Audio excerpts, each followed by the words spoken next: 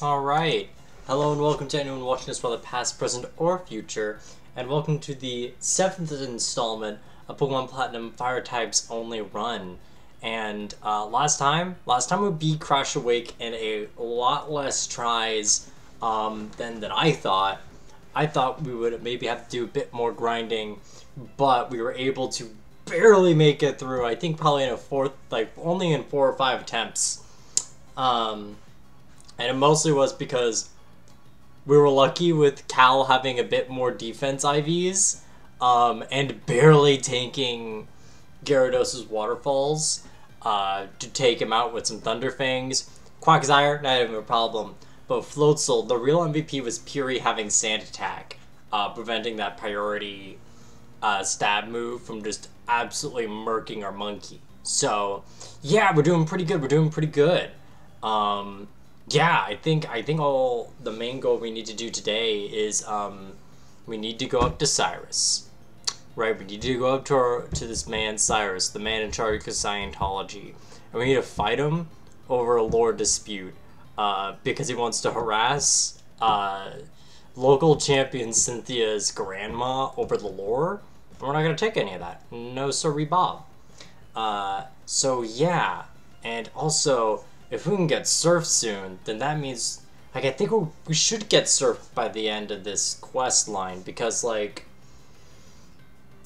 if we do, then we should be able to get our last Pokemon for the team, which would be Magmar. And that would be really cool if we could. Bum bum bum ba da bum bum bum. So, why don't we just open up Platnium.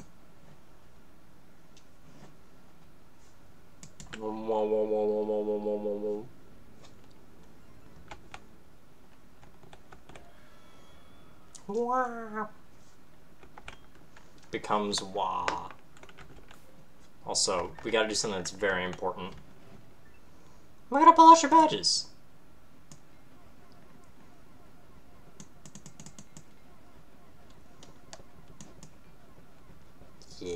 Yeah, gotta make them shine, gotta make them clear.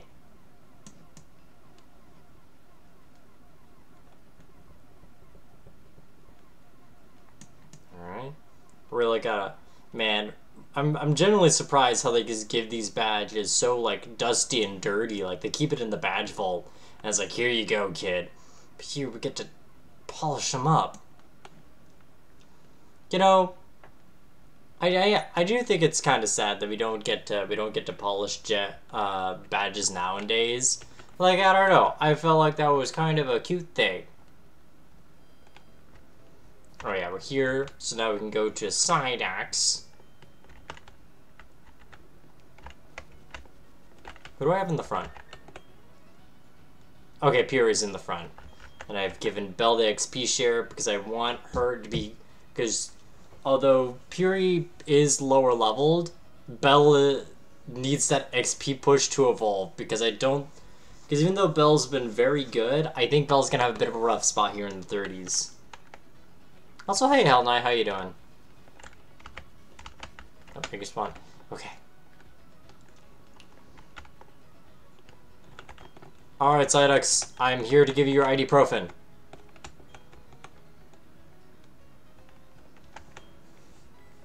Bum bum bum. I can get that weird pain. That's sometimes what I'm like when I'm chilling, but I have a bruise. But it's like, okay. It's just like, huh, that's kind of there.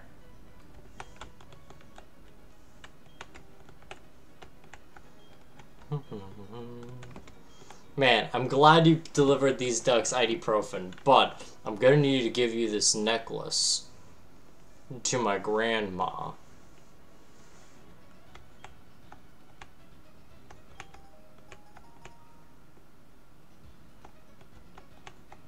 Wait a minute, I'm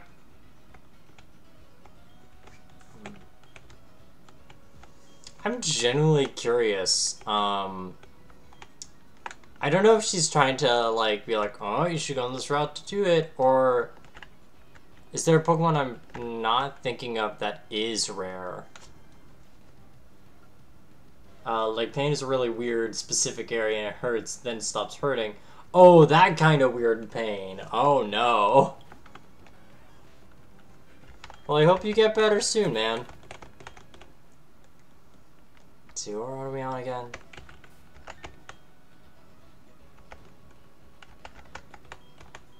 Because I'm just kind of curious. We're up 210. Okay, the whole thing is 210. Got it. Alright, so I'm just curious, and it's gonna open to webs, because I'm just curious if there is a specific rare Pokemon, or if she's just like, you know, being an adult and trying to be like, hey kid, do you want to do your chores? I promise you something real cool. Alright, let's go to Poke Earth, let's go. Alright, in Sinnoh, we're looking for 210.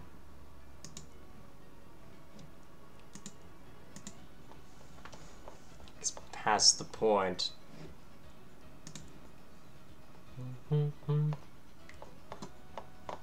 Wait.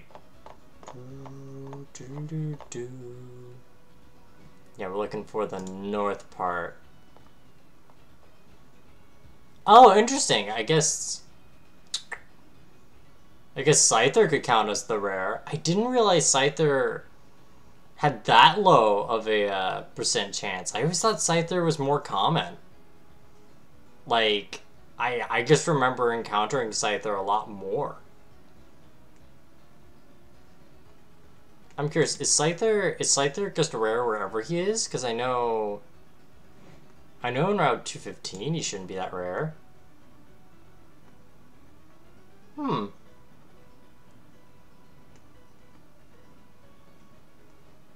Oh, he's more common in 215. Huh. Interesting.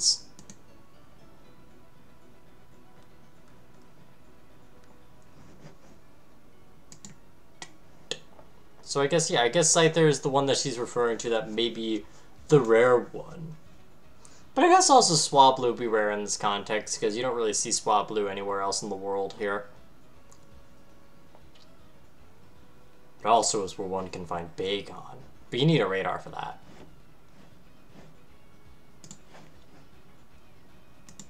Alright. Well, my curiosity is sated. And Scyther is a rare Pokemon. No, it's not.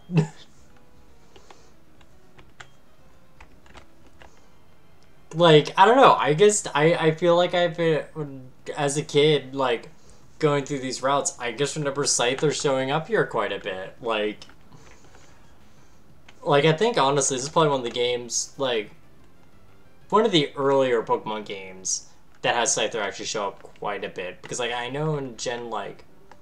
Oh god, Ninja Kid!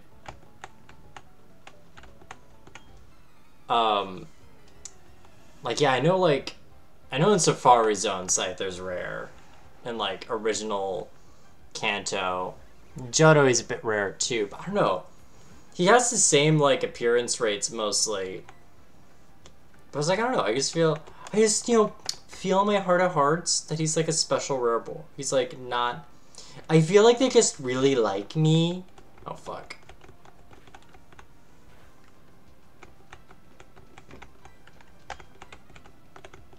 At least Scyther is really cool. But it's also like, but Scyther could have already been caught.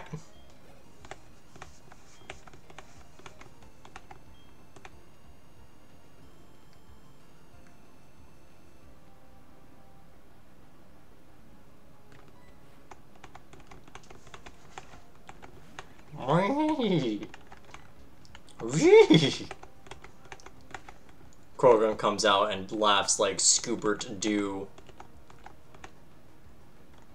Yo, what? Interesting. Sucker Punch doesn't have the highest priority. I never knew that Quick Attack outdid Sucker Punch. Like, I would get, like, Extreme Speed or something, which has, like, +2 priority, but... That's interesting. Meanwhile, I'm still looking for one of my Ferro Red ROMs. Oh! I mean, you know, not that I were to encourage piracy in my Twitch stream. Not that Bezus to be looking around for it. But I hear that Vimmer's Lair, that's a place where I hear a lot of people get those horrible, horrible ROMs from.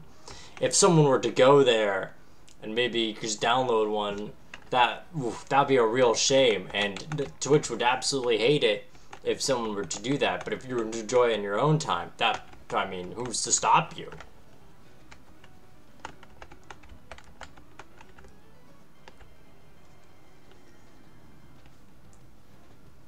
Bum, bum, bum, bum.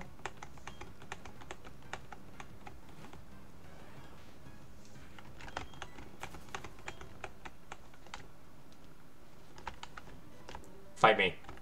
Fight me, small ninja child. I pick you up at the scruff of your, like, cool scarf. I demand violence. Oh, I'm sorry. I pick you up with the scruff of your comedically large bandana.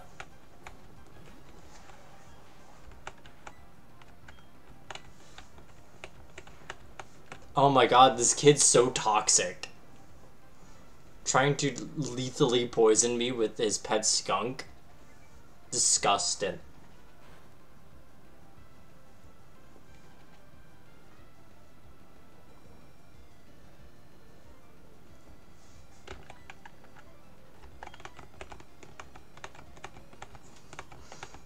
Man, I guess the AI for Platinum really thinks, like, Feint is a good move.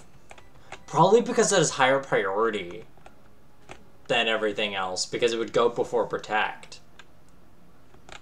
That might be why the AI thinks they should really go for moves like Feint. Huh. Also, this kid ambushes me, poisons my fox very lethally, and goes, ooh, sorry, here's $2.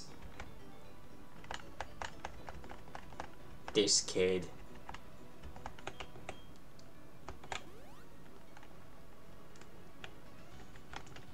Do we have Petra Berry? We don't. We're going back, fellas.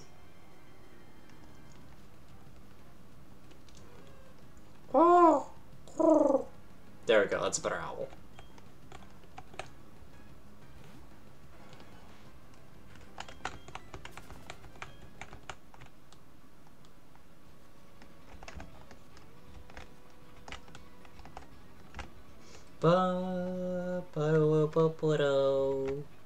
Alright, no. Yeah.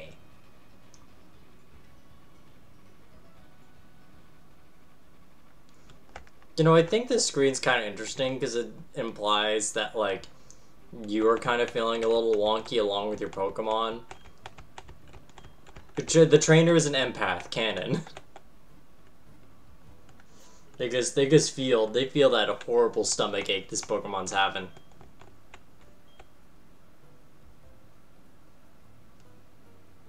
Really? You haven't heard me jokingly say ooh-woo? Do any ooh-woo jokes, really? Like, you know, I don't do them as often, but, like, I feel like I've done it quite a bit. That may be more on Voltamitis, which you can check out at Angel KB.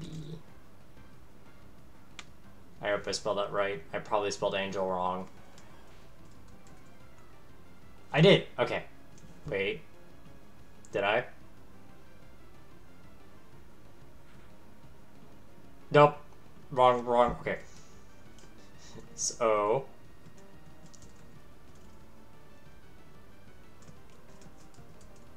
Where's the KB Angel?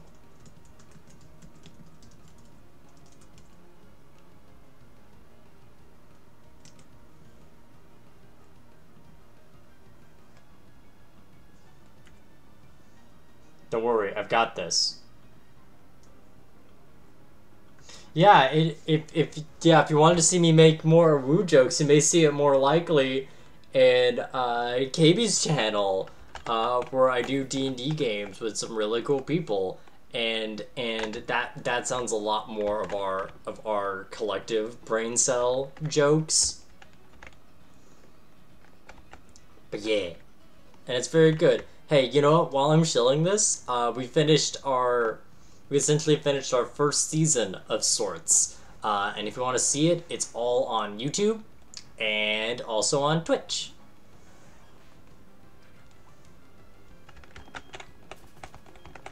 So you can hear me when I had bad audio quality.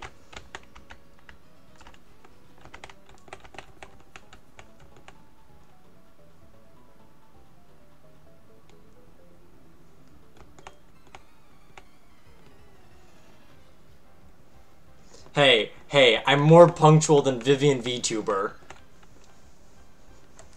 She is just as guilty as that blight as I am. For if not more. Bah! Whoppa!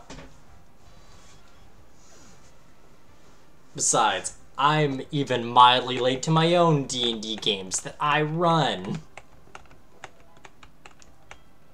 So they're not special. Bum bum ba ba bum. Wow.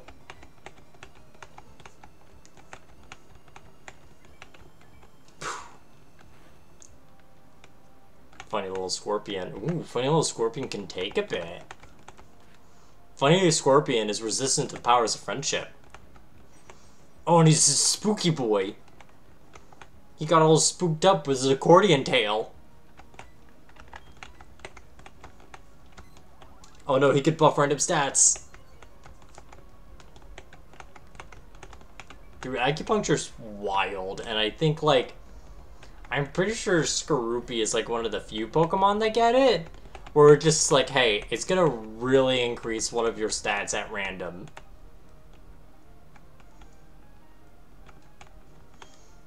Like, I would, like, it's almost like Moody, which is a, I think that was an ability really only in Gen 6 and 7, where basically every turn it would randomly buff and debuff a stat, which was like very, very crazily overpowered.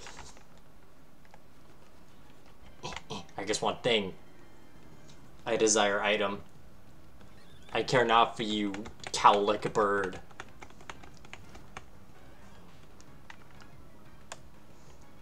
Oh no, the dew. It's spook.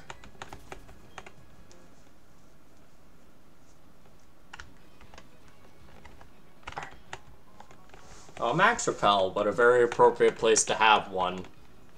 I say not using it.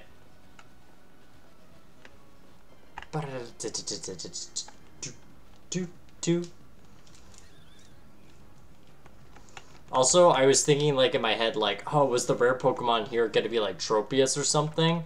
But I forgot that Tropius in this game is in the Safari Zone. And I'm more thinking of, like, Gen 3, where Tropius is in that sort of, like, tall grass area.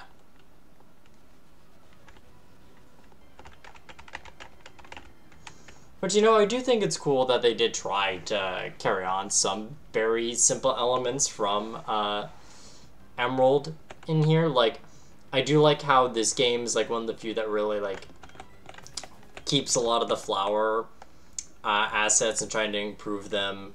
Like, him having, like, well, we have this really tall grass. What if we incorporate that in here for, like, a route or something? Like, just trying to reuse, like, some assets and ideas. I don't know, I think this is kind of neat.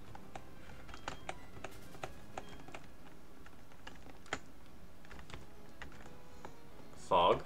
Fog, fog. Let's see, is there anything here? There is, okay.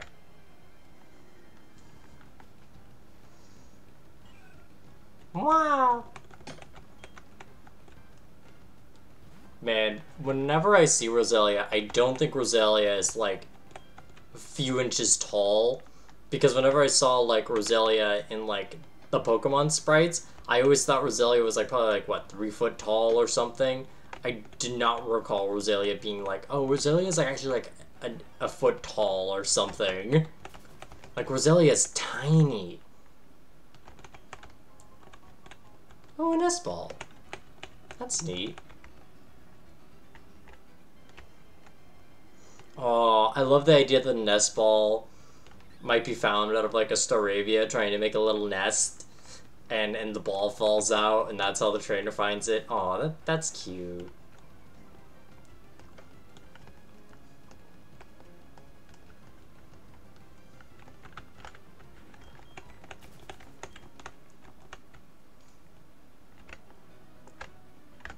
Fight me. Oh.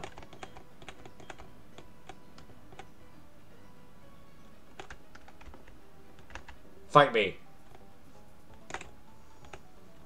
No.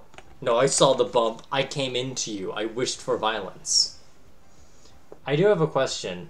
What will you do if you encounter a non-fire type Pokemon? Well, I won't catch it. It's pretty simple as that.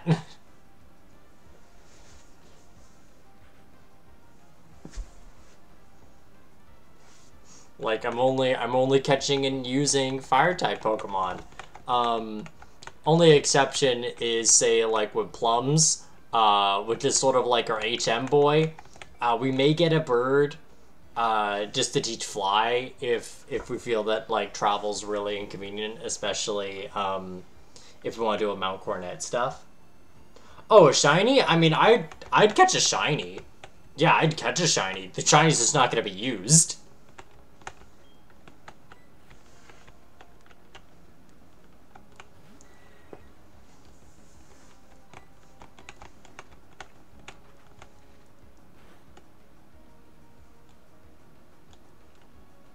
Come on, Brain. That was the main word. Why did you? No, I get that.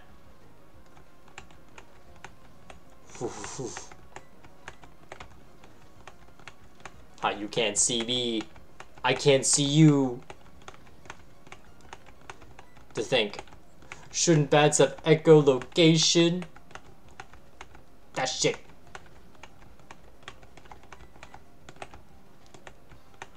Think we could tank this. Oh, okay, that was a crit too. Alright, that just means Fury needs to back off. Fury can't be in the rest of this fight. And Fury even got a level up.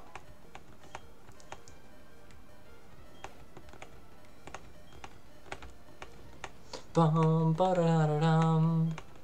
Stonky. Why don't we get Belle out to give her some XP as well? Bum bum.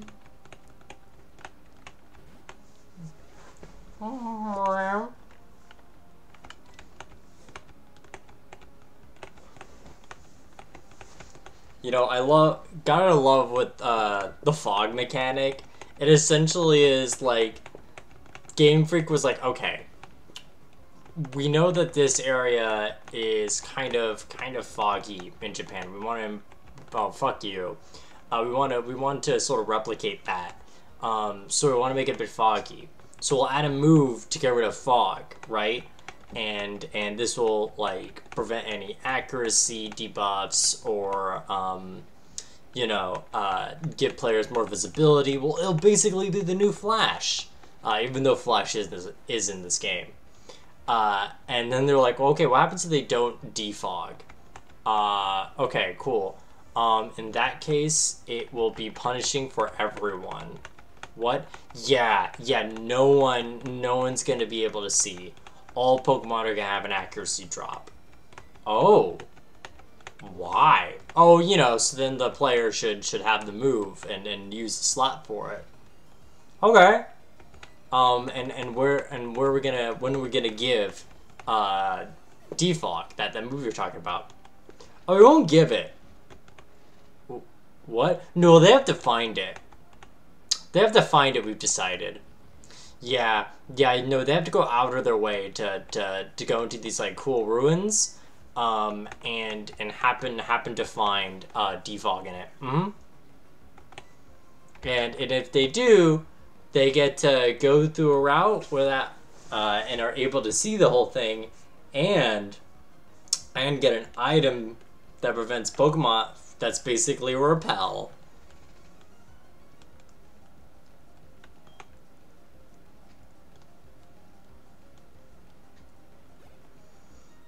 So watching any good shows or movies lately?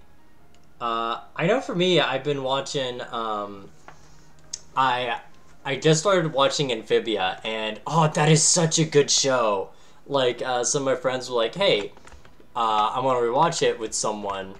Do you want to check it out?" And me and some of my friends were like, "Dude, we'd love to check it out." So we started watching it, and it's very cute. Like I know that it's definitely one of those shows that very much goes in the formula where it's gonna start pretty wholesome and then get into like plot stuff. But right now the wholesome stuff is so good, and it's got like a lot of nice little like touches that really makes it like really cute and charming. And it's just it's a very wholesome show. Very good wholesome frog show. As an ace trainer, I have to take battles in stride. I wonder if ace trainers are appointed or if they're self-proclaimed. Yeah, now that it's over, I could binge watch it. Yeah. I didn't get too far into it, but I just started it, and it's very, very cute. Like I think they also do a really good thing of having a Sprig, who's he's sort of like the main comic of the show. Like he's like the real wacky one, like the instigator of a lot of problems, and just like the one being a lot more wily. But they did a very good job of making him very charming and endearing, but making it very clear that he is a kid, and will do kid things, and feels very wholesome and not at all annoying, which is very good. Very good and very hard to pull off. Hey, you know what? Honestly, although I wouldn't want to be spoiled, of course, that would never be my preferred choice. I do think with stuff like, with some things, I do think it's okay to know, like, what happens. Like, if I learned a character died at some point, which I may or may not know, I'm honestly not sure. Like, say, like, oh, this character dies, like, okay, cool, just don't tell me how, because, like, I don't know what the fuck that means now. And I would like to know what it means.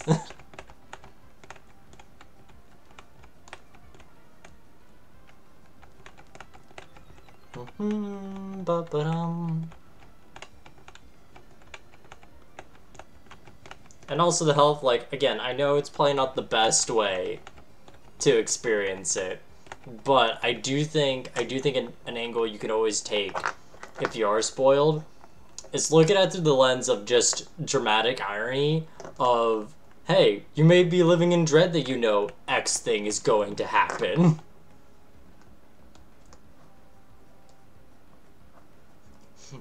Dude, everyone dies someday? I don't know, hell. I mean, so far I haven't died, so that means there's no evidence that I can die. So, yeah, sorry, buddy, don't know how to tell you about that. I don't know, man. Ash Ketchum's been 10 for... He's been 10 since 1998, buddy.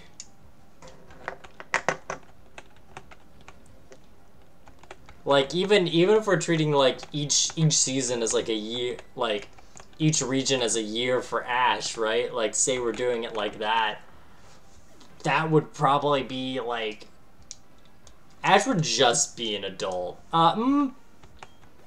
Ash could maybe be 20, depending on how you want to count regions.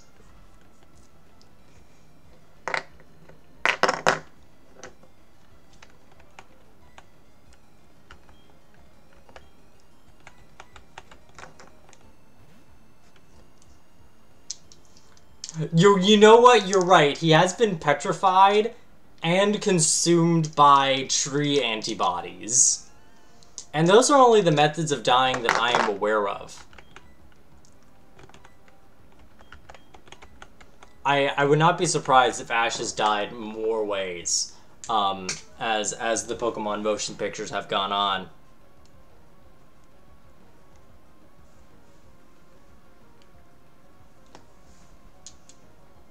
Oh, fuck, you right. You right, though. He did become a ghost that one episode. Ash did fall off a chandelier and was legally dead. This is true.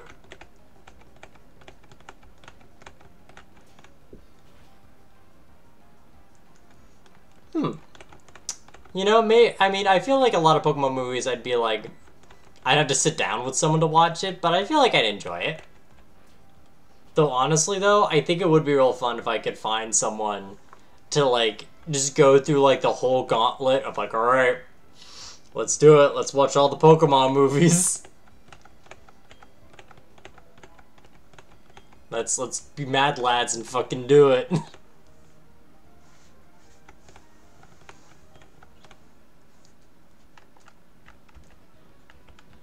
Ooh. Double battle.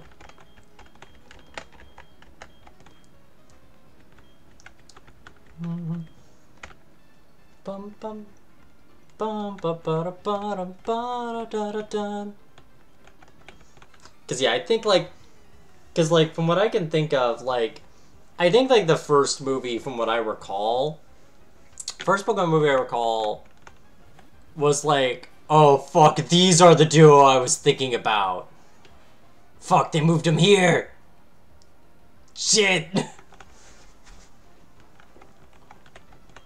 Okay. Cool.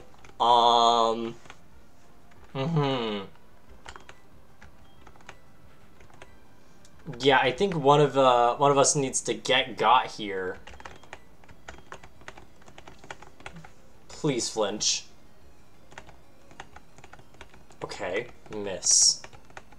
Missed. Nice. Hell yeah, hell yeah, hell yeah. But yeah, I remember the first Pokemon movie, that was more of a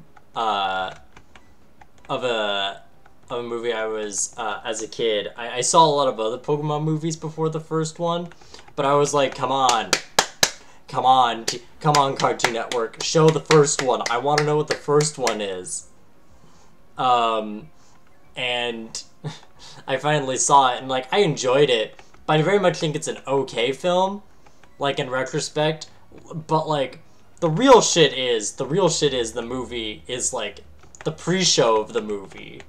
The whole Raichu bit, not the Raichu bit, the fucking Mewtwo talking to the scientist's daughter. That's the good shit right there. Because that brings so much context to what the fuck is Mewtwo's deal.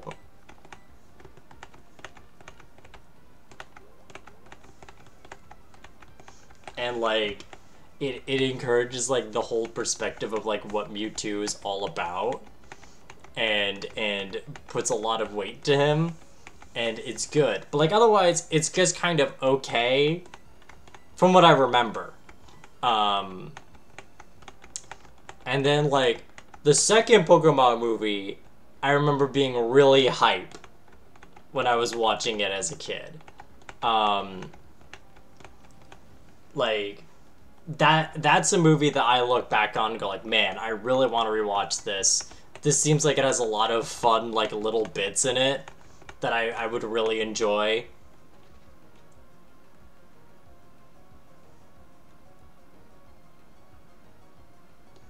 Worst part is they really said, yo, this isn't meant for kids movie, and take that part out in Cartoon Network. Oh, yeah. Well, no, they did that with... Well, it was ran by 4Kids, so that's why it's not... Because I don't think it was in theaters, either.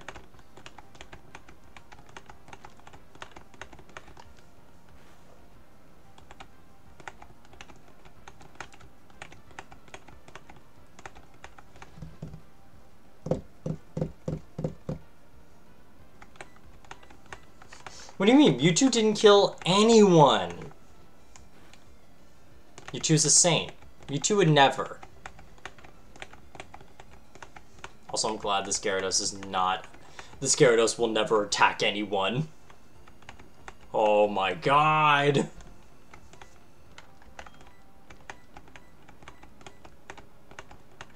Please. Oh, thank god. But yeah. Pokemon 2000, I remember, like, that's a movie I think back on and go like, man, I feel I have like a nostalgia towards it, and I see like a lot of fun lines referenced towards it, and I feel like that's like a good example of like, hey, here's like a fun dumb Pokemon movie. If you want to enjoy just a silly Pokemon movie, here you go. And Pokemon 3 Vista Power of Unknown, that I remember being a legit good film, and very much would be a film I would enjoy my current tastes. Oh fuck, bell's going down. Rip. I'm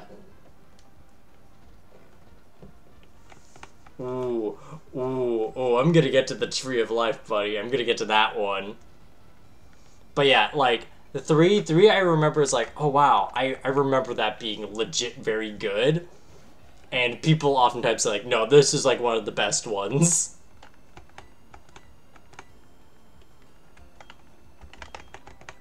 4, I think the first time I saw Pokemon Forever was, I know I would record a lot of the film, like a lot of Pokemon films, like on DVD when I was a kid, like saw on a Cartoon Network, just record it and then put it on the DVD. You bitch. And I remember the one time I remember really watching Pokemon Forever was like when I was like sick one day, so I had to stay home, and I was watching Pokemon Forever.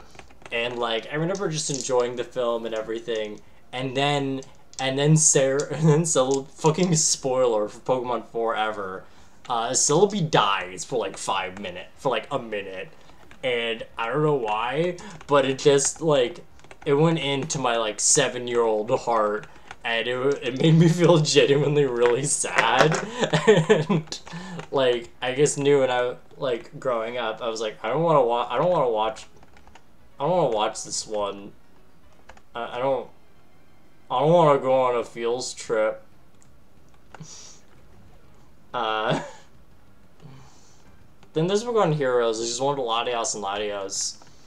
That one I don't remember that much of. Like I know the film. I know what happened in it, but I don't remember any of my feelings towards it. Like that one's like a complete like memory blank in my head. Like I don't know how I'd feel about it watching it now. Like I generally don't. I don't remember any strong feelings. Even when Latios kissed Ash, like I don't know. That I didn't even care about that at the time. Let's see, Jirachi. Then there's the Jirachi movie. Pokemon movies. Yo, let's make this kid sad! Hey yo, we're gonna have young Professor Oak, right? And it's gonna be like a fun twist they find out at the end, even though the adults of the audience are gonna see it a mile away. Ooh. Alright, I guess Platinum did not like me dissing the young Oak twist. Wait, you don't remember? You don't remember like the whole thing about Pokemon Forever is that the companion that Ash has is a young Samuel Oak? Because like his name, like the kid's name is Samuel, and you see like at the end of the film, like Oak looking very reminiscent in like a sketch of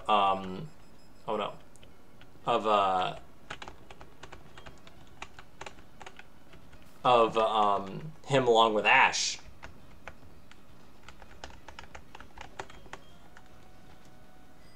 Oh no no no no no no, not in the Lugia movie. No no no. This is in like the fifth one. This is the one where they go to not Venice. That's the one where Latios kisses Ash. But that does kind of happen.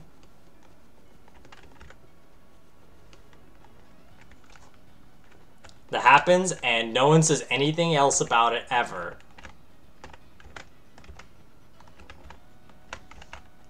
Uh, excuse me. Let's see. Yeah, yeah. I also remember Jirachi. That one I remember being kind of interesting. It's like, I know, so, my mom was a teacher, and sometimes when, she'd be, like, in meetings or something where she has to not be in the classroom, and the like, so I'm just kind of, like, alone by myself. There was a point where I could essentially hook up, to get, like, cable shows on her computer. This is like in the mid 2000s, so I don't remember how this worked out, but I know I could do it, and that's how I saw like some Pokemon episodes, like specific like Pokemon Origin, not Pokemon Origins, like that Pokemon spin-off series that was really choice. But I remember one day I saw the Jirachi movie through that so it's very crunchy. Very crunchy experience of Pokemon Jirachi, and I remember it being pretty cool because that movie ends with a climax of wishing like Team Magma essentially wanting to uh, essentially summon a Groudon. And that Groudon was so cool because like his spike things were like tendrils that like came out to like absorb shit. Like it was probably one of the coolest like monster things I have seen at my like 7-year-old state. Um and yeah, it also has Ash like on a Flygon where like the antagonist is like a Salamence, and it also, oh fuck, he's retrieving Scyther. Interesting. Um, it also had fucking like Absol being like a mate, like sort of being like an omen, like a big threat, but it was actually like a person like warning them that they're in danger. And also Magician Guy just had a Curlio, which I think is neat. Like honestly, the more I'm thinking about it, like I don't remember how it was as a film, but I do think it's like, wow, the more I think about it, like, it's a very good, like, first Gen 3 movie, because it really just, like, shows off really cool things about Gen 3 that Gen 3 wanted to show off. Oh! Thank you for following Wing, A. Kenneth the Beaver. How you doing? Oh yeah, the virus Groudon! The one with gold? That is not a movie. That is... No, the one with the... Because Raikou never got a movie. Raikou doesn't get a movie. No, no, no. Yeah, yeah, no. Raikou gets, like, that side series stuff. Where he gets, like, essentially a 3-part OVA that could have been a film. But they decided, no, it's not a film. It's not a motion picture, actually, we've decided. But, yeah. But yeah, no, Jirachi, the more I think about it, seems solid. At least, like, when I see it in paper and sort of see, like, man, this is what they wanted to try and do for Gen 3, it looks really good.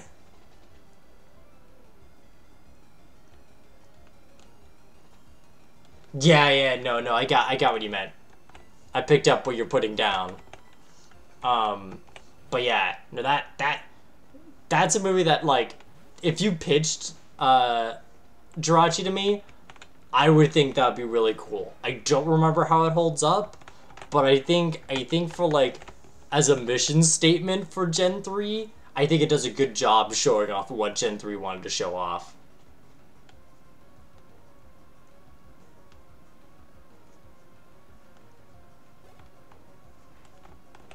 Suicune was in Pokemon Forever, so Suicune also got into a movie. But yeah, then we get to, like, Destiny Deoxys, which is, like, one of the first, like, when I think of, like, oh yeah, this is one of the films I grew up with. That one's a big one. Oh, fuck you, guy. Cycrelio was here to talk about, King of the Sea Pokemon movie. Ooh. Oh god, no, Carl loves that film. Carl really does love Manaphy.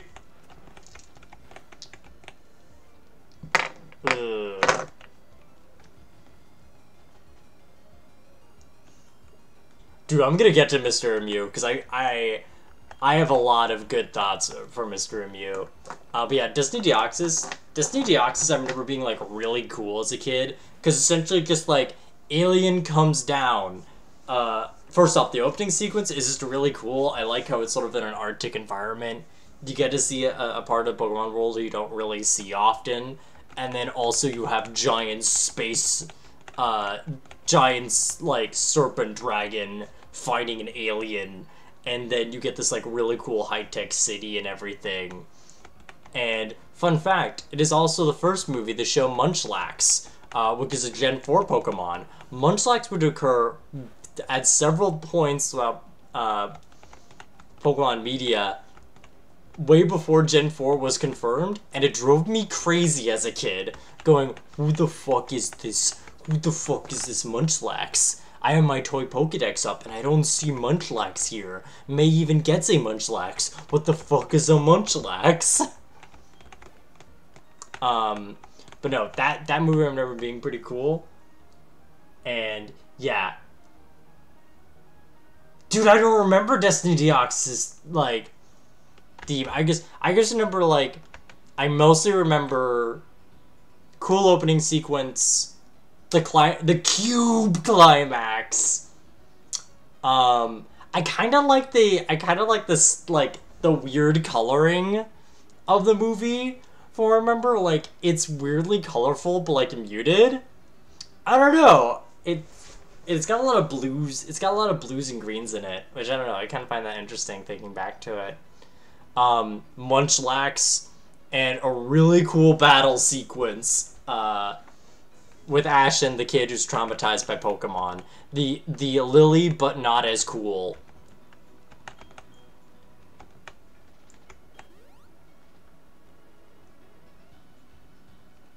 I don't think Porygon was in a movie, because Porygon had an episode, and then after that incident, he was not allowed to do it, even though he is innocent of the crime. Pikachu's the guilty party.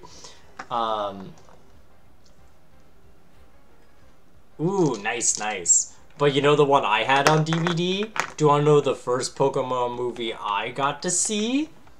That's right, we're going to the 8th Pokemon movie, Lucario and the Mystery of Mew.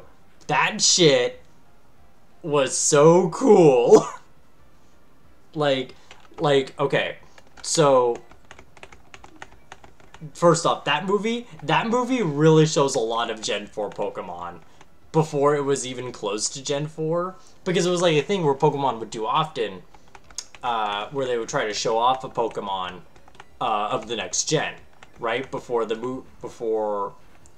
actually comes out. Used to movies as, like, promotion for that. Like, with Pokemon the first movie, you'd have Donphan, the opening sequence, or even, like, Snubbull and Meryl and Elekid in, like, the opening movie bit, or like, Lugia and Slowking, maybe for, like, Gen 3. What the fuck? Excuse me, what? Fire Blast? What? Yeah, get rid of Ember, I guess. Holy shit. What? Okay. Yeah, get Fire Blast. But yeah, no, Lucario and the Misty Mew, first off, was really cool for me as a kid. Because it just had a lot of Pokemon, like, I've never seen before. Like, they had Lucario, they had Mr. Mime, which would later become, like, a mainstay Pokemon for like James. Like Munchlax was around then. Weavile. Let's see, what else? Fuck. Bonsly was introduced in that film. Like, just a lot of cool additions were added in that film. And also, just, like, it was really cool seeing, like, this old Pokemon Warfare was kind of cool. I remember the ball sequence was also really nice. I remember the opening for that film was really solid. Also, everyone dies. It's really good. The Reggies! Like, I know as a kid, I had like an electric dice, where it was like a little ball I could roll, and when it would see like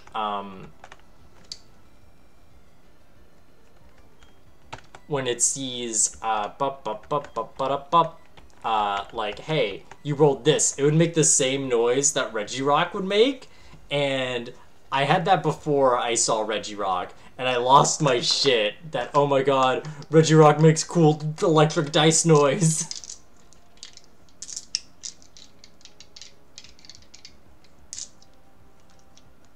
Dude, the Regicries are so knucking futz.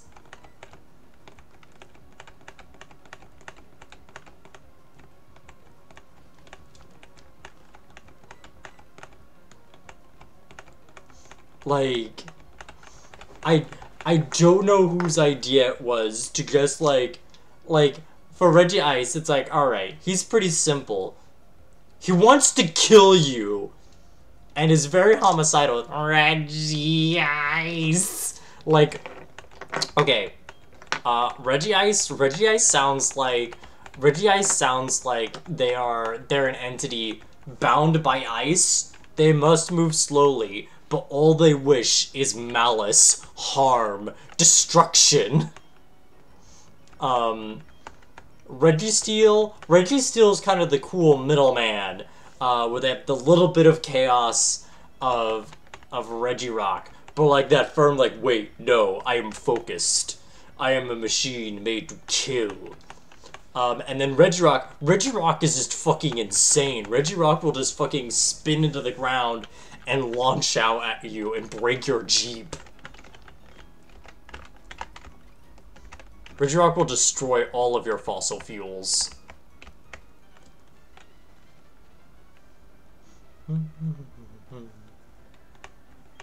They're just a random noise generator. All the Reggies represent different types of... Yeah, that is true. That is true. But yeah, no. Fun fact about the Reggies. I didn't think that they were legendaries for like the longest time. Because I never... First off, I grew up on Gen 3. I was not able to play a game in Hoenn till like Oras came out. Because I had Leaf Green and Fire Red, so I played those games a lot, but I never had a chance to play through Emerald. Till like last year, I think was the first time I played Emerald proper. And like the only other time I'd seen the Reggies was in Battle Frontier, where it's owned by like one of the Battle Brains, and I thought in my head, it's like, oh, just some guy has it? Oh, dude, then it's not a legendary then. Dude, if some trainer just has it, they're not legendary, actually. But no, like, Lucario and the Mystery Mew is real solid, because, like, it just is, it nails down action, it nails down, like, a cool drive, there's a reason Ash is involved, it's great.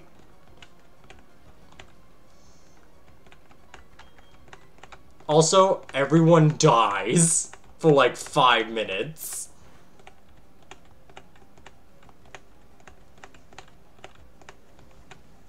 It also is how I got my first Pokemon card. Well, no, I did get my first Pokemon card from that movie. Did I? No, I think that was the first Pokemon card I had.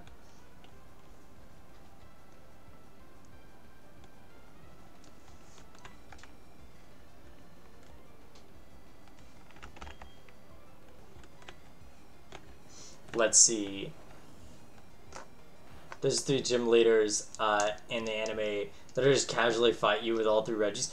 Yeah, no, that's exactly what I'm talking about. Fucking Brennan, I think was his name. You know the anime arc where Ash gets possessed?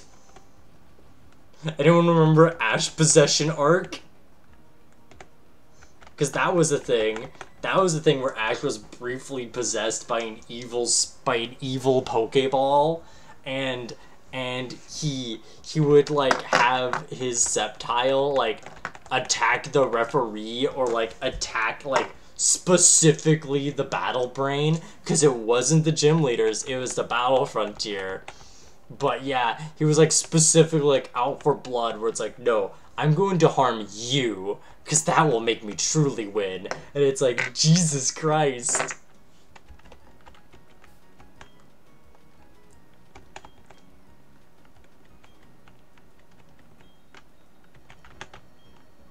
Like, it's wild.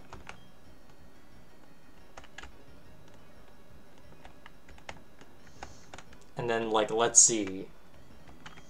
Yeah, and then we get to, like... Yeah, so Lucario, Mischief Mew, very good. I remember very good things about that film. Then, like, Manaphy, Prince of the Sea, that one, oh wait.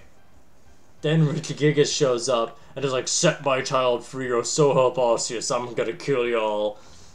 I'm going to have to move continents for this shit.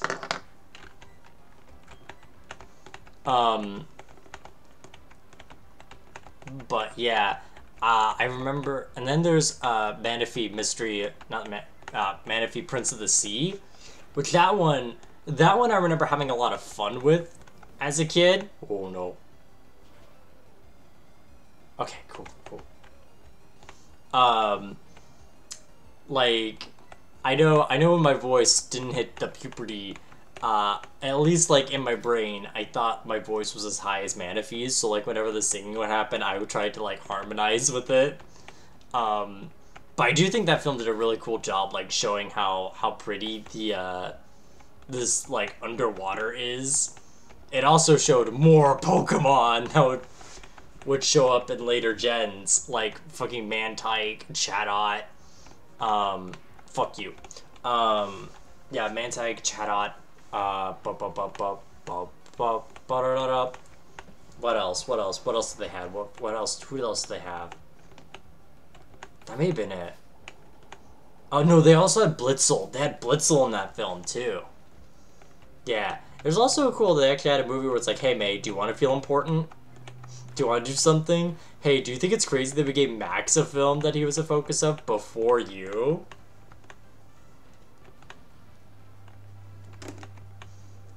But it was like, nah, it was like, it's a very solid film, I think, in my thoughts.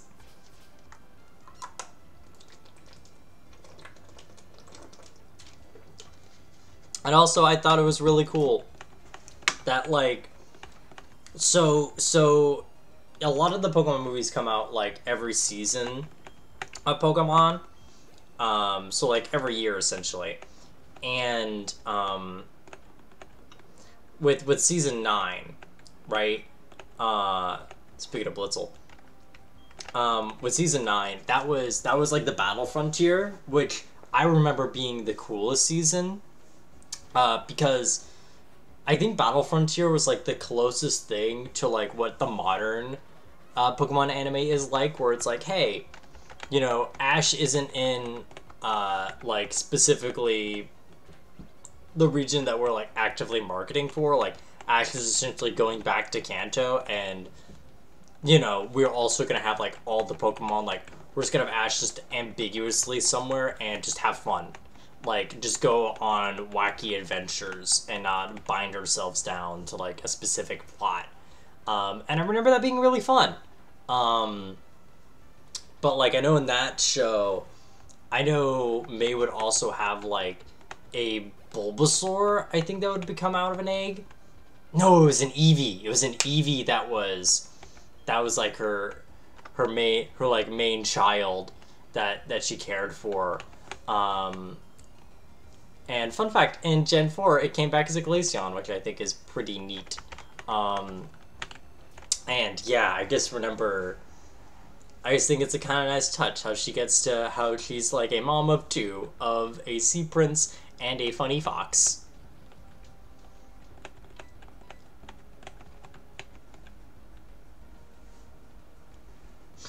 Ash has legal domain over the sea. I do remember as a kid, I was surprised that Kyogre... Wait, did Kyogre show up in Mystery of Mew? Not Mystery of Mew, I forget, did Kyogre show up in Manaphy? He may have briefly. Yeah, no, I think Kyogre briefly showed up in Prince of the Sea. Did he?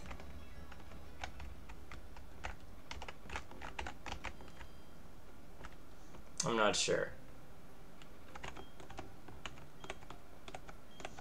But yeah, then there's and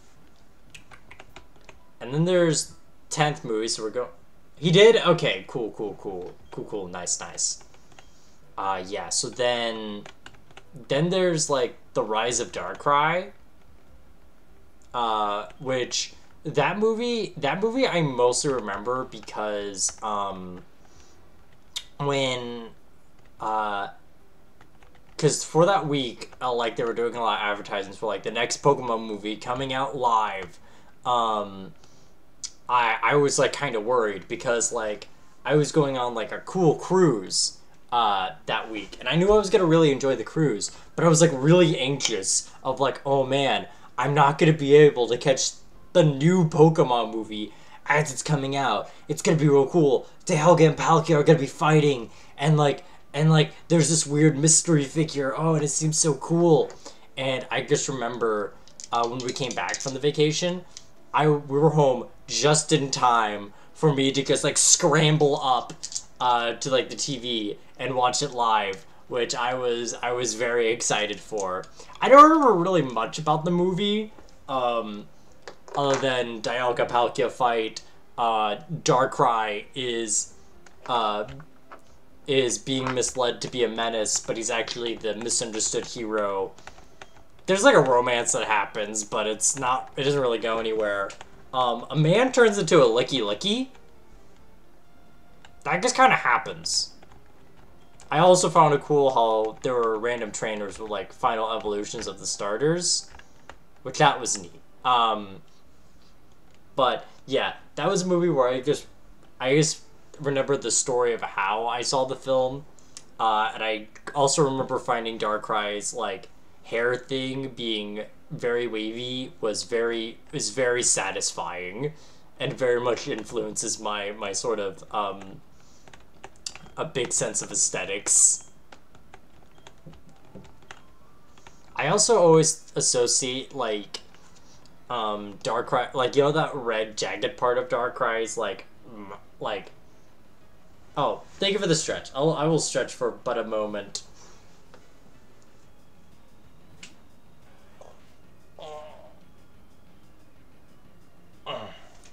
Alright. Thank you for the stretch, Beaver. But yeah, I remember like that red part of like that mouth neck area. I always associate it as more of a necklace than his mouth. Like, I understand that could be his mouth, but I don't know, I see necklace.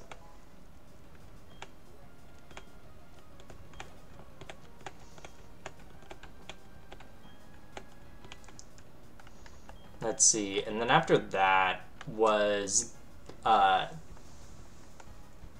the Garantina and Shaman movie. You know what? I really don't remember much about the Garantina and Shaman movie, other than Shaman talked. And as a kid, I remember me and some friends would like talk about the lore of like the legendaries in Sinnoh, and a lot of it was inaccurate. Especially Shaman, because I remember like in essentially like schoolyard talk, that like Shaman like was supposed like the Pokemon that made nature and everything. That's not true, like at all. So I remember like hearing Shaman's like, oh, this seems a lot more important, but it wasn't. And it's like, okay, this weird hedgehog, it talks to Dawn. Ooh, faint attack. Alright, beat up was fun, but I think we're gonna switch it up.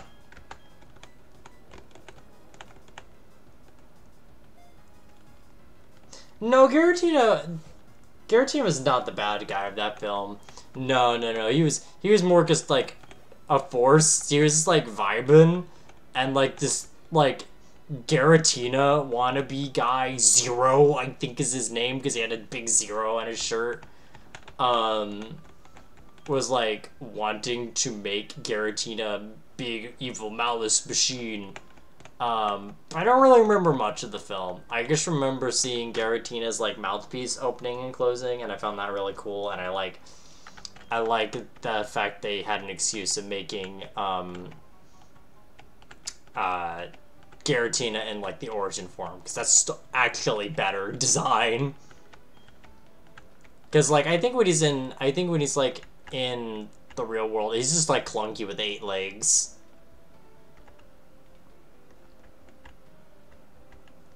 I did talk about Heroes, yeah. I felt like with Heroes, I remember that film.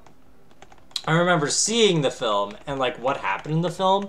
I don't recall any particular like emotions about it as a kid. Like, it's like a thing I remember, like, okay, it was in Not Venice.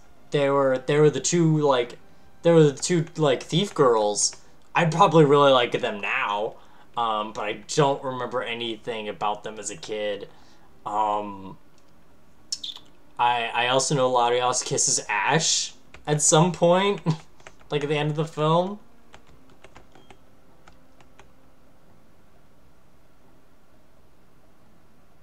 I mean, I own Heroes and I still have the collector's card from it. Oh, nice! I mean, I was weirded out when Ash got kissed by a Pokemon. One of the yeah. Oh fuck, did Latios just straight up die? I forgot about that. I forgot that Latios just fucking got murked. Yeah, no, fuck, you're right. He was like a fucking martyr. I fucking forgot about that. Yo, okay. So, anyone who owned a copy of Pokemon Mystery Mew, do like the DVD, right? If anyone had the DVD, does anyone remember that like OVA that it came with, where it was essentially like a very special episode of a Battle Frontier where fucking where like the Gen 3 gang and Misty are invited to like this Phantom of the Opera ass motherfucker's house. Which is like a castle, by the way, because of course it is. And yes, Mirage Master. And it just has like the evil Mewtwo hologram. And I remember it's like, oh, he's got all the cooler parts of all these other Pokemon. Watch him have Rayquaza arms! Like, I don't know, I'm a sucker for Dragon Hand Mouth.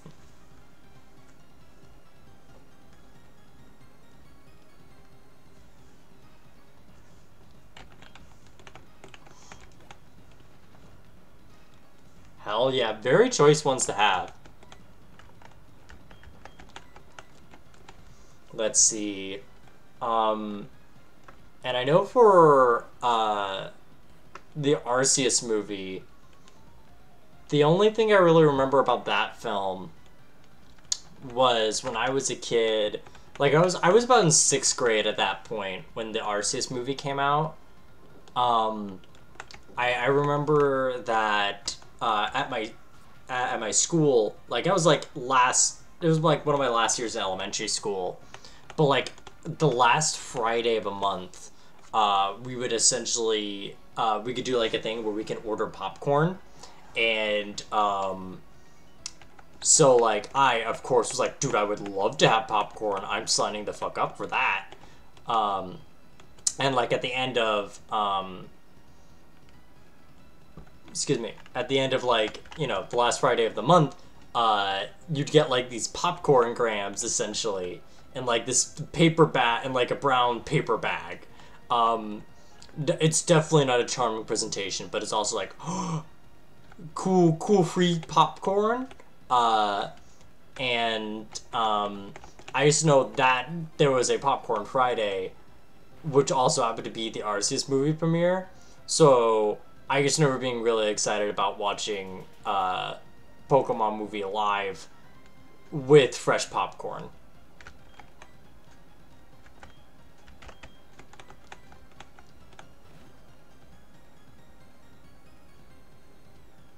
I mean, honestly, that's very valid to say that, like, Destiny Deoxys is the only reason why you really care about Deoxys. Like, one, I think that's, like, the big point of the films, to make you care about X Pokemon.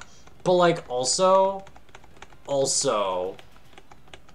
Deoxys is, like, he's cool, but I really do only see myself really liking him because I grew, like, me going like, Deoxys is cool, because I grew up with Deoxys, right? Like, I don't think, I think if I was getting into Pokemon now, I don't think Deoxys would be someone who I find really cool. Though I do also really like how they animate Deoxys' like arms to transition to the phases. I think that's really cool. Like, Deoxys is really a Pokemon that's like, he's better when you see how he works.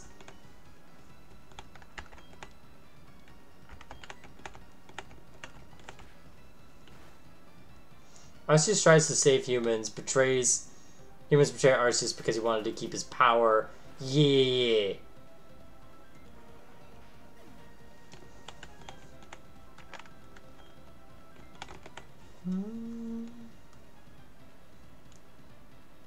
Dark Side of the Home movie. Yeah, he was just searching for, like, their pal. I sort of associate it as, like, a brother or sister figure.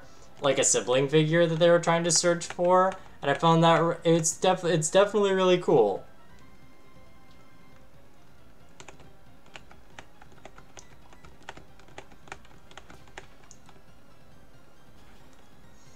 There's a Beyblade movie? See, it doesn't surprise me that there's a Beyblade movie. But, like, also there's a Beyblade movie?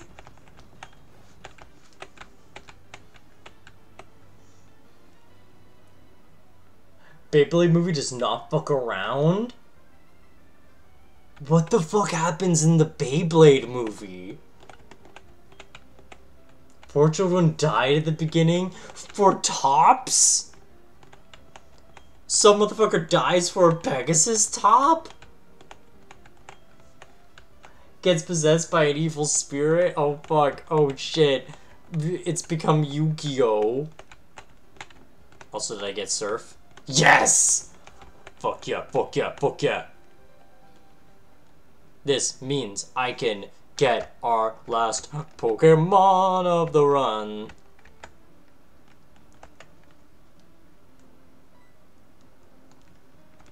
Yeah, because all I really know about Beyblade is, like, I know there was, like, a metal Beyblade, like, series or something, and I just remember that because, like, it was one of those shows that would be, like, on if I woke up, like, really early, like, at 5 or 6 o'clock. You know, the films that, like, the shows that not a lot of people saw, and they put it there because they didn't expect a lot of people to watch it.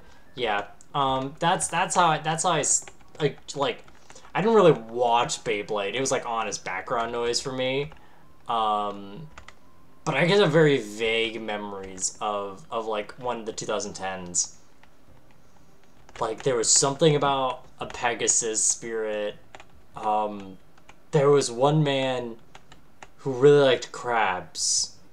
And I only remember him because he had the same voice actor as the protagonist in Bakugan, which that itself is another fucking rabbit hole. Because, like, I think Bakugan, like it had about 3, I think it actually had a 4th season at some point. But it was definitely, like, a series that felt like it had a very notable, like, first season or so that went really wild. At least for like, you know, 10-year-old me to comprehend. Um, fuck. He needs to beep a barrel. We just need to get Big Plum.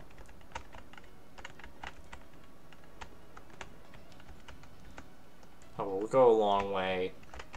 So we can maybe save XP for our Magmar. Oh, there are 2 reboots? I was thinking of Metal Fusion, yeah. But wait. Are we talking... Okay. Are we talking about 2 reboots of Beyblade or of Bakugan? Because both sound right.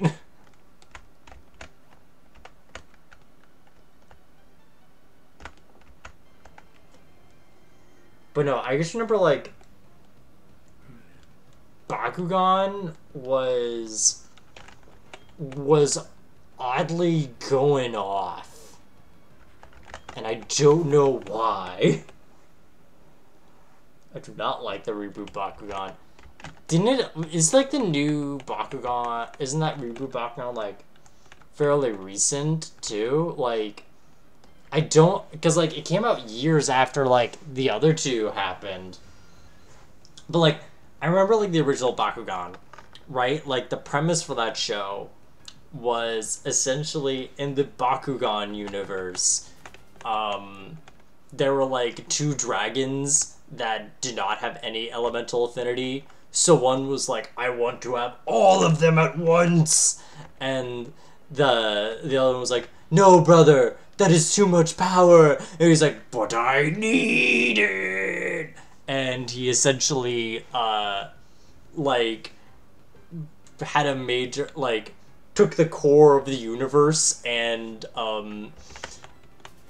had the whole Bakugan dimension split apart, and all 6 elemental planes got, like, raptured into fucking Earth, and the monsters became marbles that could, you know, pop out, like magnets, you know, like Bakugan does. And...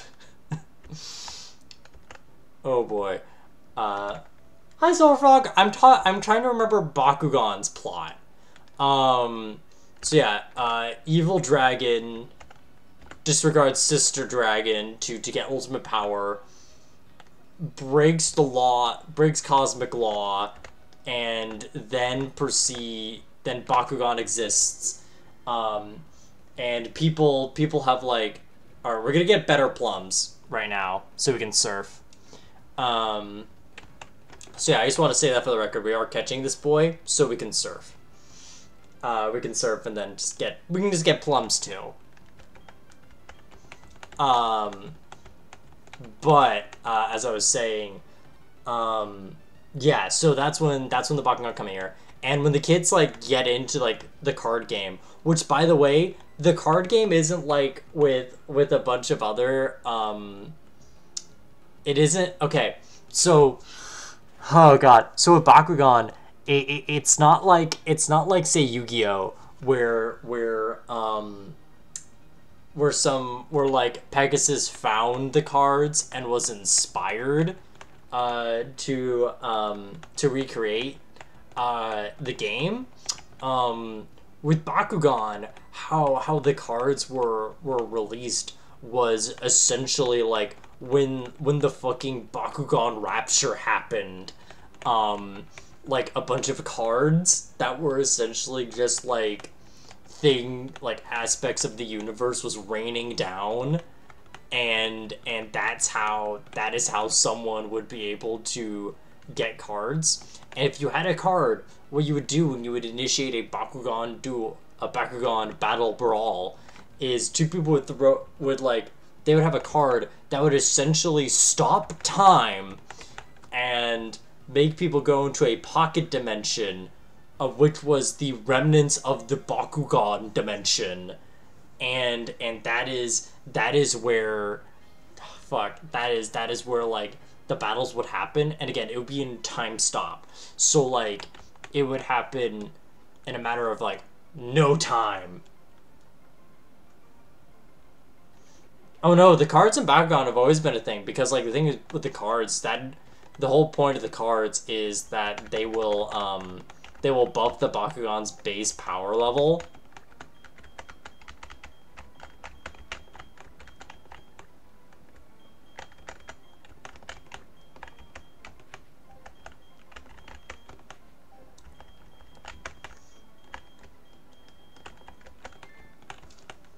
Alright, so we got Plums 2 over here. Plums 2 is going to let us surf. And that's going to be important because then we're going to be able to get Magmar. God, you would throw the cards.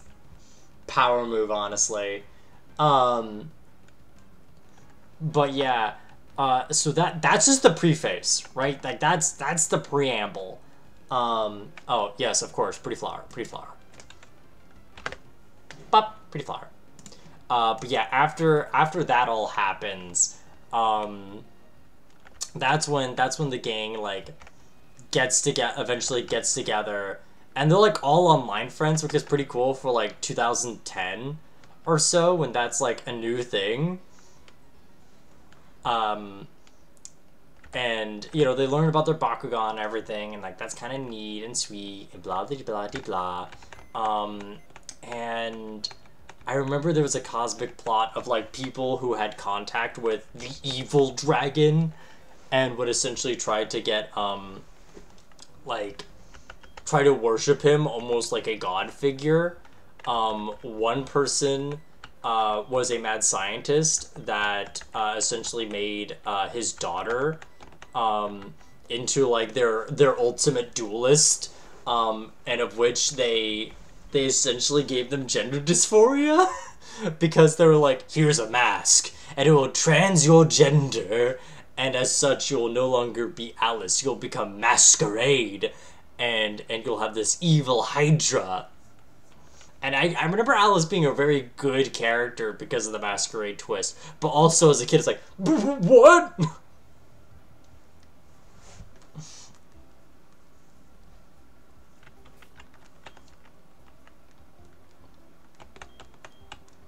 Bakugan was something. And like, I don't know, I just remember a lot of it was like people doing battles for like, you know, this like grand request of this like deity figure. And then also Endgame was like Digimon Season 2 shit of, oh no, the Bakugan are entering the real world situation.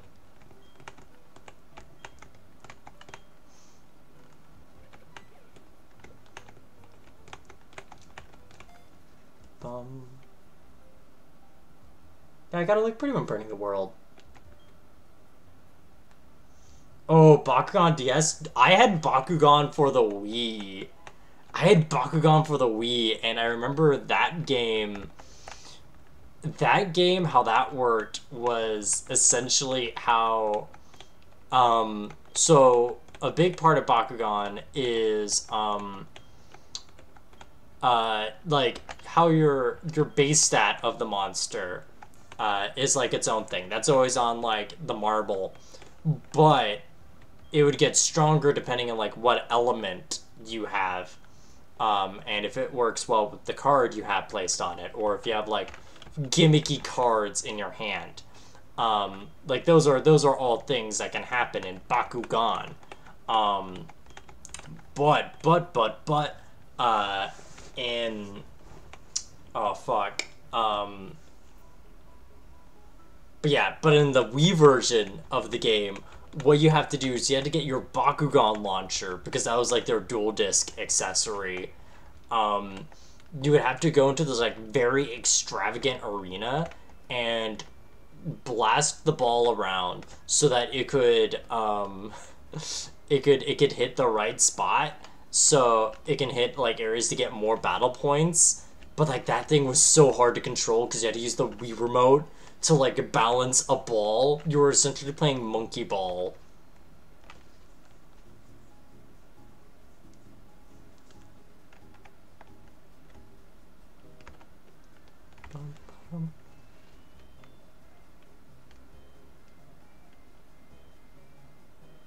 Marucho. Oh, fuck yeah. Fuck yeah. Me and the homeboys remember Marucho. Me and my homeboys remember their cool lizard boy. Which, okay. That, I think it was like Reptilian or something. He did have the coolest gimmick of just being a Bakugan that could just change its type. Oh Oh, so Frog, you're in the club. You're in the club of Bakugan for the Wii.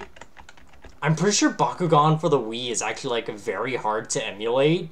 Like, I don't think a lot of people have like gotten good ROMs of it. I've heard.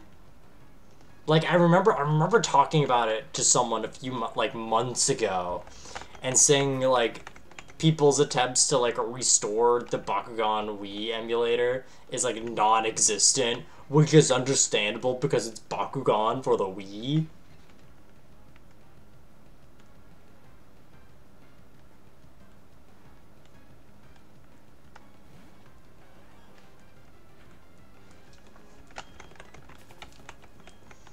But I do remember Marucho's like Ace Bakugan, like Reptilian or something. He, first off, I liked him. He had a cool gimmick where essentially he would have like a spectrum of types that he could come out of because he was like a chameleon boy. And also, he did have he did have like an angel and a devil form that he could turn into, which was pretty wild. Wait, did he have two forms?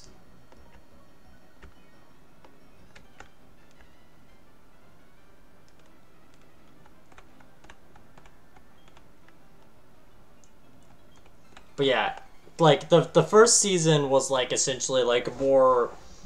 It felt more like an urban, like, hey, these kids are playing their game and like, oh no, is it really a game anymore? Type situation. That's kind of fun. But the second season was weird, especially because like the first season had like massive character arcs for a lot of people. Like it felt like it really like resolved a lot of things. But like the second season had like them go to like an alien planet, like a space world, and have to solve like an alien, like these not aliens, like like being colonized, which was weird and very much out of Dan. I like using Draco criteria. Yeah. God. And there was like a third season where I think that was them just entering like a data simulation. Like they just were like, hey, we just want people around the world to do these competitively and just have a good time.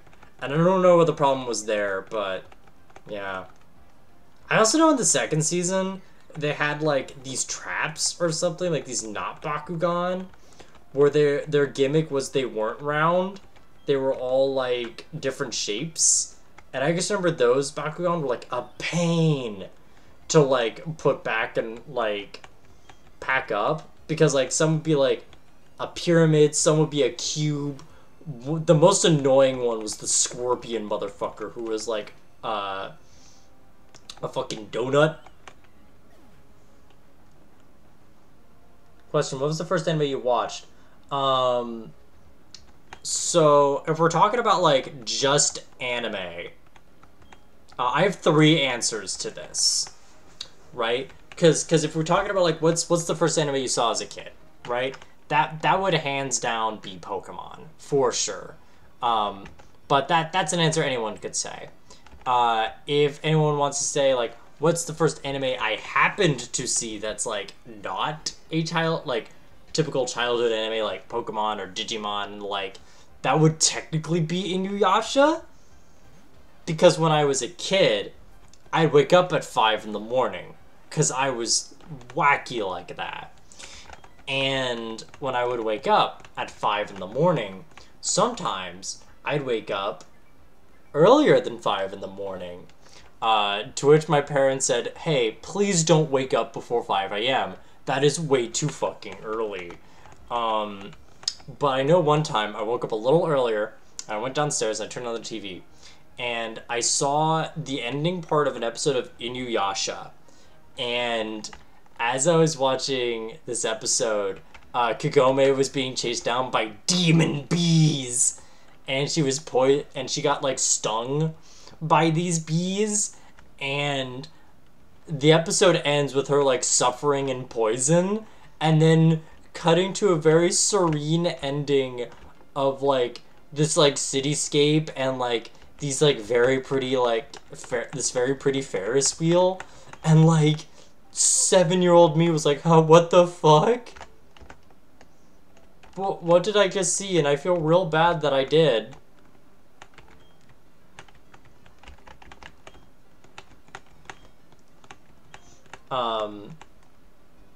But my first anime that I watched with the intention of it being an anime was unfortunately Hetalia. That sure was the first anime I went out of my way to watch. It's okay because I don't think if it helps, I did not think about Hetalia in literal years. And that's okay, because Hetalia not good. I think it was 7 or 10 years old when my dad discovered. Man, he's still. I know. When I was like in middle school, I was like old enough to like realize like, oh yeah, Inuyasha was the show that I saw when I was a kid. Maybe I should watch that, see how it is. I saw like 20-ish episodes of it before I just didn't watch more, and that's okay.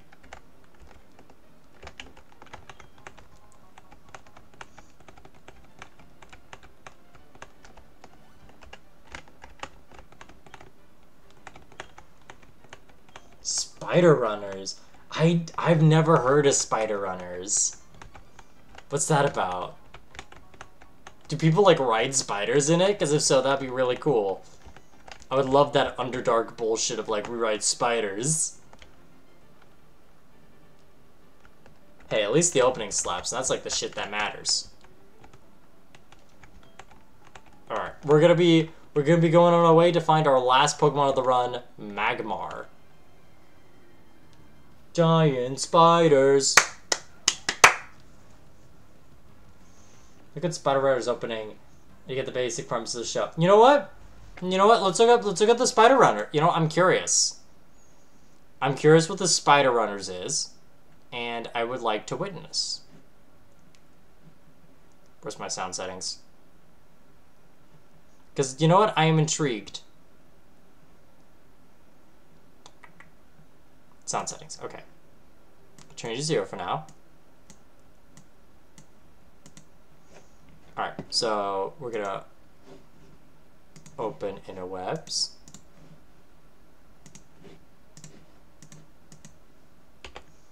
YouTube. Spider Runners opening. Ooh, okay. Alright. I see this. I see it. Hey, why don't I center it?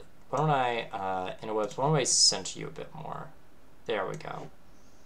Alright, let's check out the Spider Runners anime. Okay, they got fucking mech spiders. There exists within the planet Earth a fantastic lost world. In this inner world, elite warriors ride huge spiders and brave the fight against evil. When the wicked rise, the word goes out. Spider Riders. They just hop. Ooh. This is on Earth, everyone, remember. Oh fuck, they fucking rap. Oh fuck. Oh my god. This would be a song I'd fuck. They've got fucking the fucking spaceman arrays.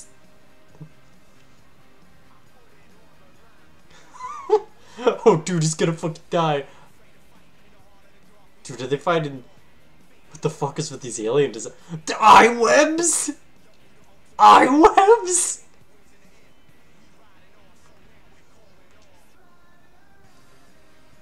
This is some shit, like, if I was, like, 8, I would find this song so cool, and I would love to... I would just be, like, looking up ANVs, like, wait, does it have the Spider Riders theme?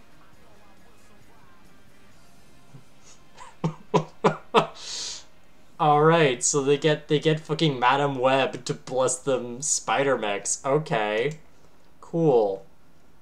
Alright. And hey, I guess you could watch the first episode of Riders: The Inner World. I guess it's all on YouTube. Is it all on YouTube?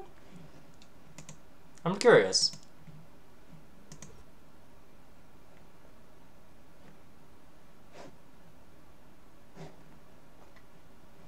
I guess it's not in a playlist or something. Huh.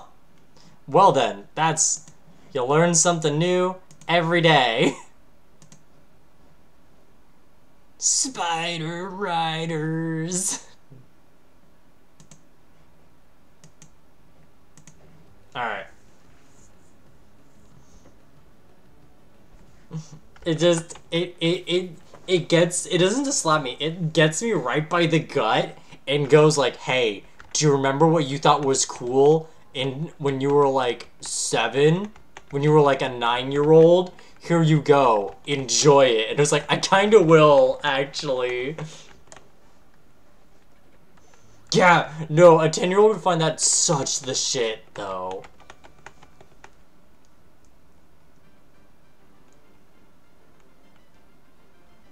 That is very choice. Okay. So, when I'm thinking about, like, obscure, like, hey, do you remember this show when you were, like... Hold up, actually, I'm gonna try and find something. I'm gonna try and find an obscure series that I saw when I was a kid. Not Yu-Gi-Oh! Oh yeah, do any of the boys remember Duel Masters? That's what it was.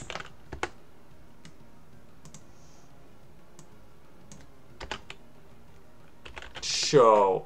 Anyone fucking remember Duel Masters? Anyone remember this shit?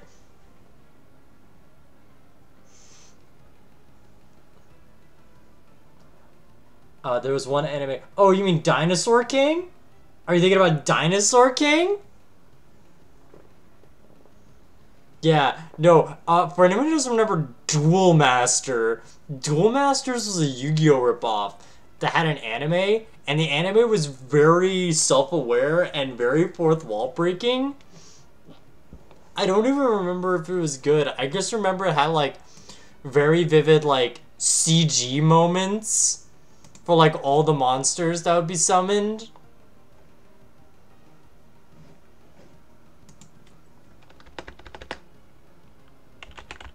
Let's see if I can find some of the monster art.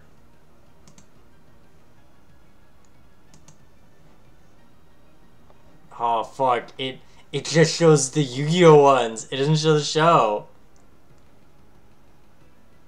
Oh no. Oh fuck. No one will ever know. No one will ever know if Duel Masters art. Wait, does it have its own wiki? It does. There's Japanese exclusive seasons? I thought it was only 26 episodes. What the fuck? Alright, can I see some of the monsters? Because I know there's a few that I would just remember.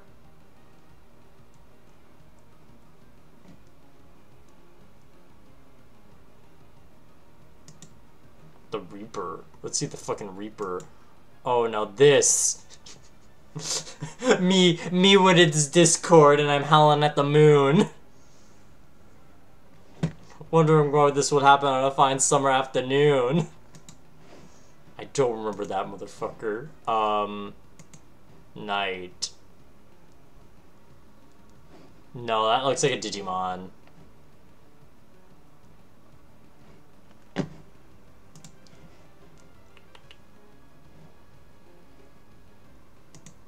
Is this the dragon? Oh, this is just evil. This is just Kaiba's outfit. but like poor.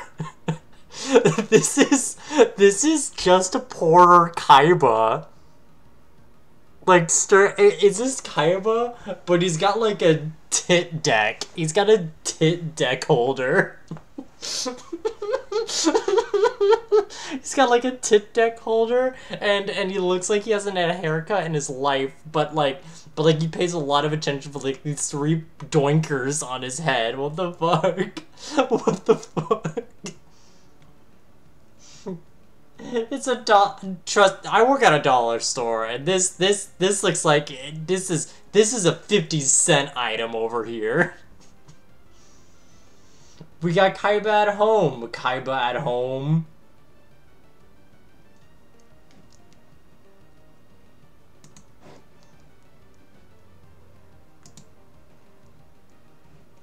Okay. If that was fucking Kaiba, this is like what Bakura thinks he is. This is like Bakura's true form. He looks like he would bite. He would. Yeah, no, fucking. What's his name? Kiyoshiro Kojo would fucking bite you in the sandbox. He would bite you in the sandbox, and he would tell you he pissed in the ball pit.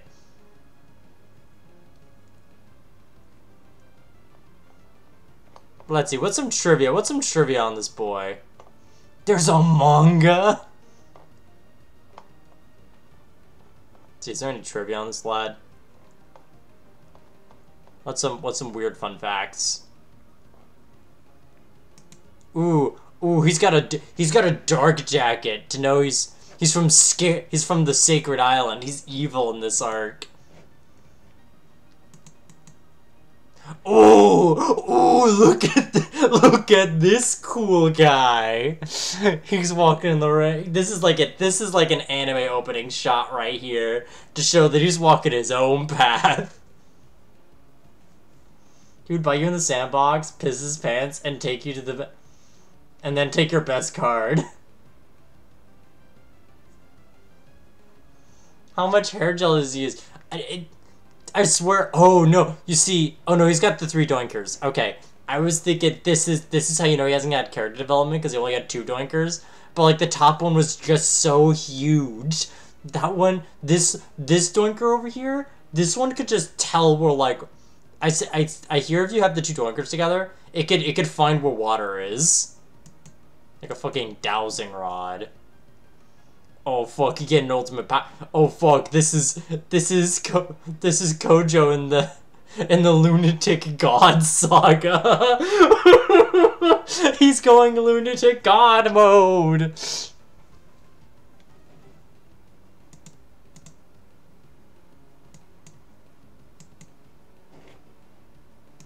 Alright, he's fighting like knockoff Sabrina from fucking Kanto.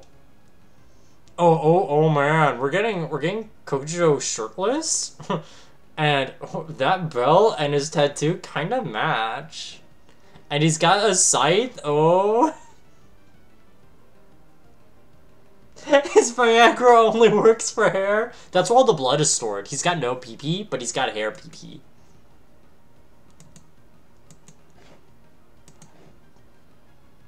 Even when he looks like an adult, his doinkers are a bit more controlled there. Like that, this hairstyle, this is like when he's an adult and he knows how to like have his style but make it look like somewhat reasonable. Oh, and this is when he just turned 13 and decided to wake up and choose evil, malice, violence, crazy time. You can tell because he's got the ring eyes. Instead of he cuts his hair, he loses his balance like a cat when you try to cut.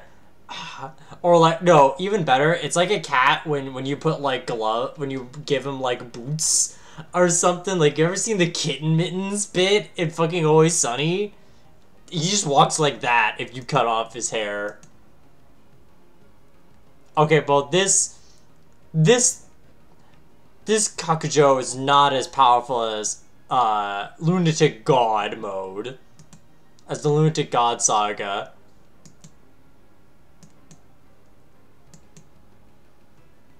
Oh my god, he's got a mesh shirt? This boy's got a mesh shirt and he's got like a screw on his belt. He's got a fucking screw head there. What the fuck? The fuck's going on with this lad?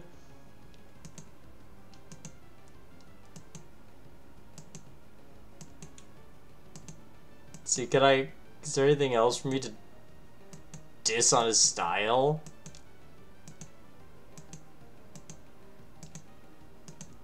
See, because these seem to be just like monsters that he has. This feels like kind of spin-off stuff. Yeah. Whoa. Wisdom. You may not like it, but this is what peak performance looks like.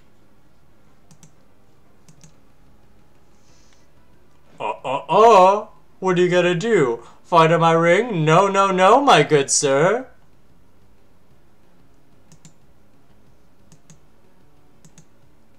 Spell. Okay, yeah, I don't think I'm on his gallery anymore. His name means Black Castle. He's the bad luck first. He's the bad luck death Black Castle. Son of misfortune and death. This fucking edgelord. His backstory in Duel Masters, A Fighting Edge shows that he's apparently lived and grew up in Spain? His birthday is April 13th, specifically on a Friday the 13th. He's born on fucking... Oh god, he's born on a Homestuck Day, and also it's a Friday the 13th. No wonder he's so fucking evil.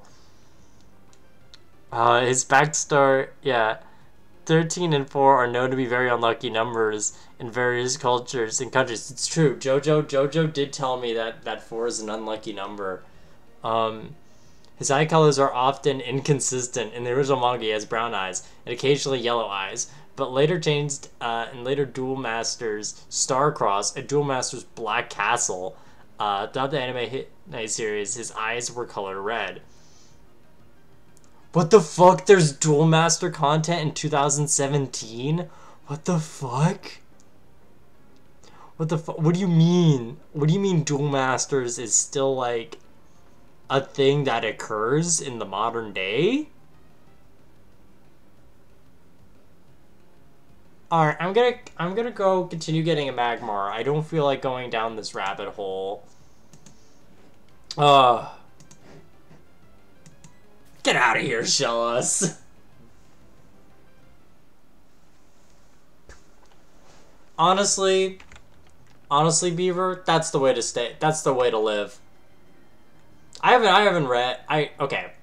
I've read like the first bit of Homestuck, but then I didn't read any more, and it seems like a good thing that I didn't, from the general consensus of people. I'm so glad you found out how to watch Spider Riders.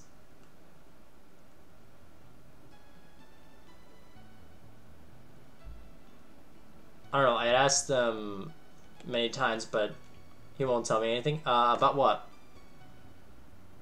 About what? What is Homestuck?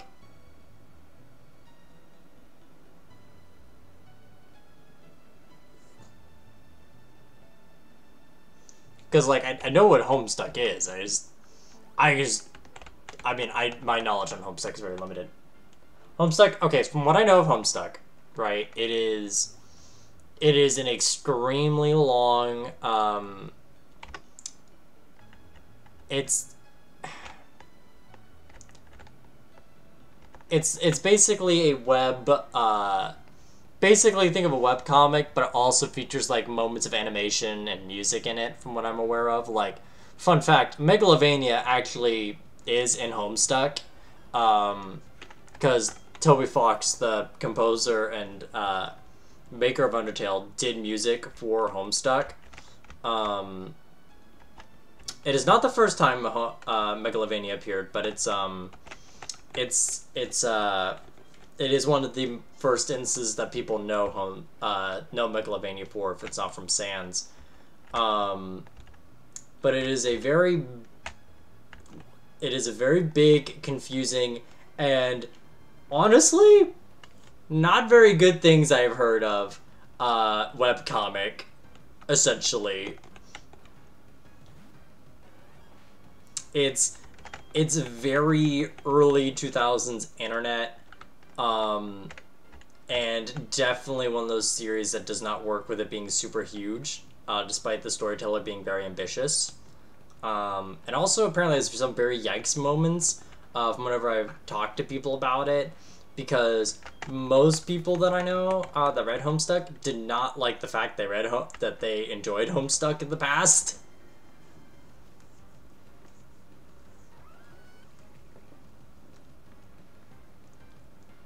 Yes, Megalovania was originally made for a fan game, but it was reused for, I think, one of the many trolls in fucking Homestuck.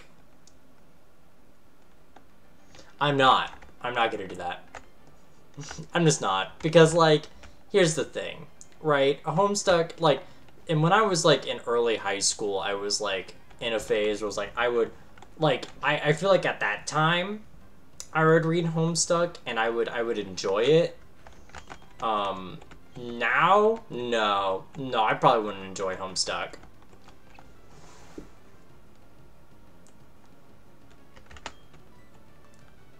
What's got you filled with shit and fury, Hell Knight? Got a bad draw?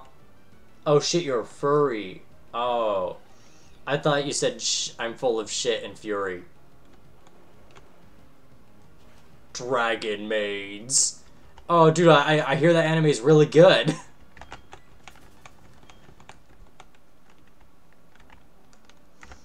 Blue Eyes White Dragon Maid.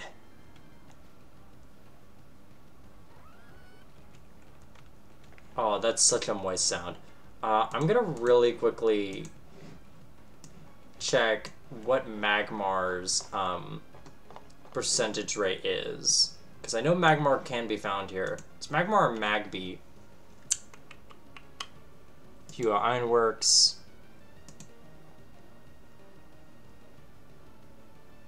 Okay, he's a 30% chance. I've been getting rarer Pokemon.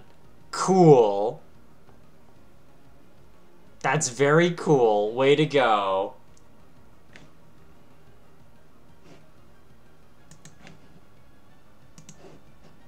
I'm glad I'm getting the rarer boys.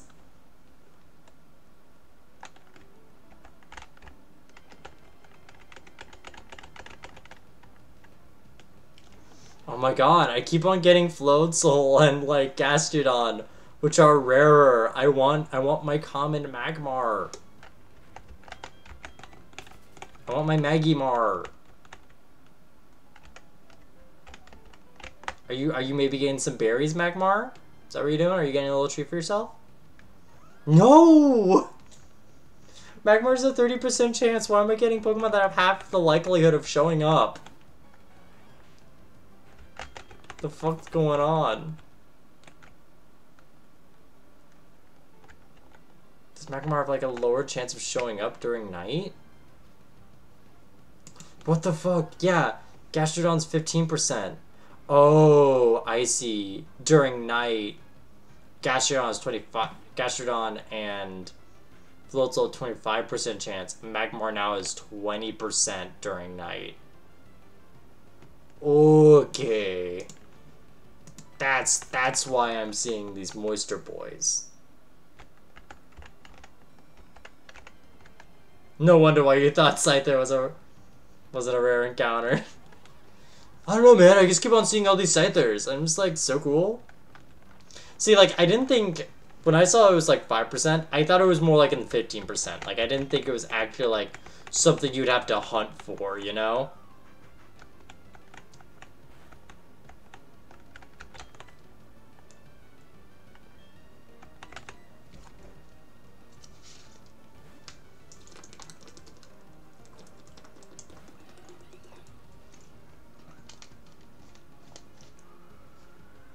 Dude, did you know Drake actually wrote the really cool, awesome Spider Rider opening? I bet you didn't know that. You may ask what Spider Riders. If you don't know what Spider Riders are, do you really have like a childhood? Okay, thank you for the hydrate all night after I had like a big drunk. Hydration accomplished. Actually, real quick, I'm gonna take a bathroom break. And maybe that will reset my luck. So, I'll be right back.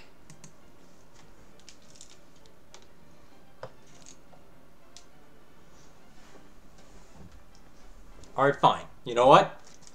I'll drink again before pee-pee break. There. You happy? I bet you are, because you're appreciating that I'm taking care of myself.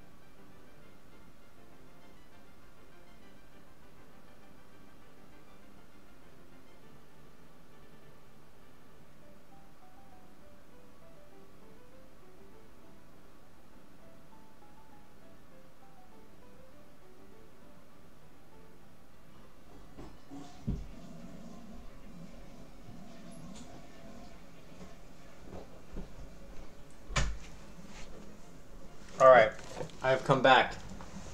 I'm pissed, refreshed, and with 2 drinks having to do. 1. Duh.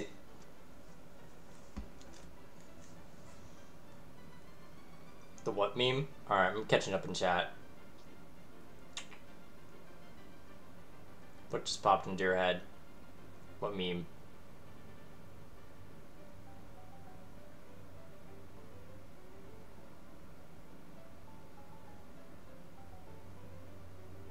Alright, 2 more hydrates? Okay.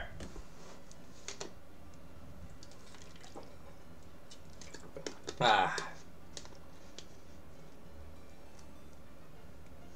Alright. Back to Pokemon.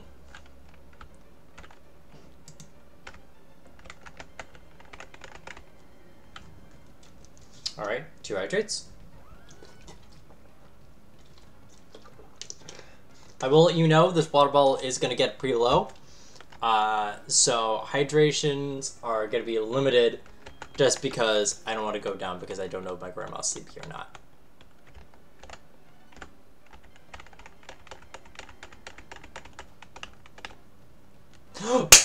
There he is! Fun fact, Magmar was the first Pokemon that I grinded up to become level 100. Because I don't know why. Magmar just happened to be, like, in one run of Platinum I was doing as a kid. Happened to just be one of the strongest, one of the most commonly used Pokemon I used. So he just happened to be the strongest. And I would try to just do entire, like, runs of the Elite Four with just Magmar.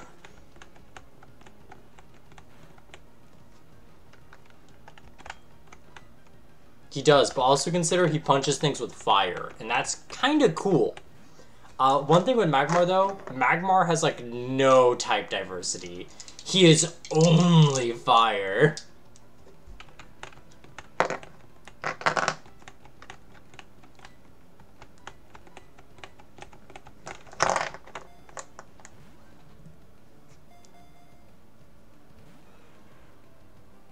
Which meme? I didn't see what meme did. Oh, are you talking about the are you talking about the loading screen over here? The loading screen where I'm like the Elmo who is on fire.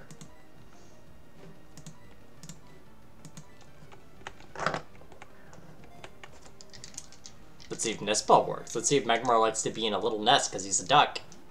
No!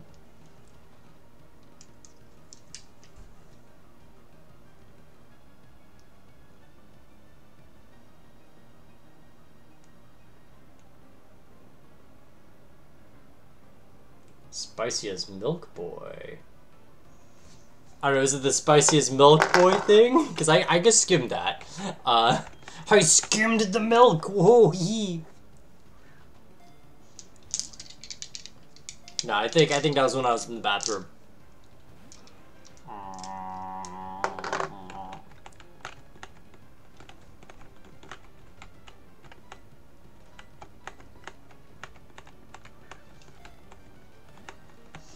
God, if spicy milk was a thing, that would be the bane of my existence. Cause like, God, like imagine you are just like you had something spicy, right? And you wanna unspice the spicy, you know, as you do. And you drink some milk. What's this? It's got cayenne pepper in it. Fuck, am I gonna have to go and get more Pokeballs and have to find another Magmar?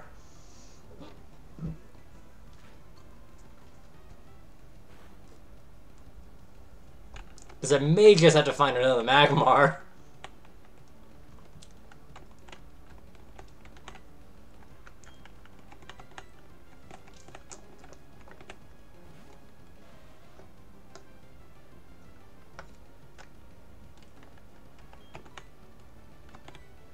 Yeah, because I got 2 shots. If not, we're going to have to go back and buy more Pokeballs. 1, 2.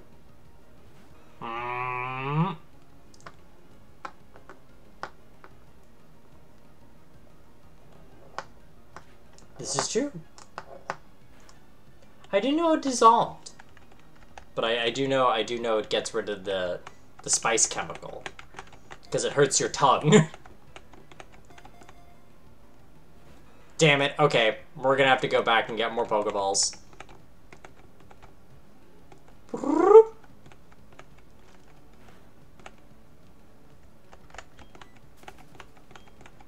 Alright. Later, Magmar.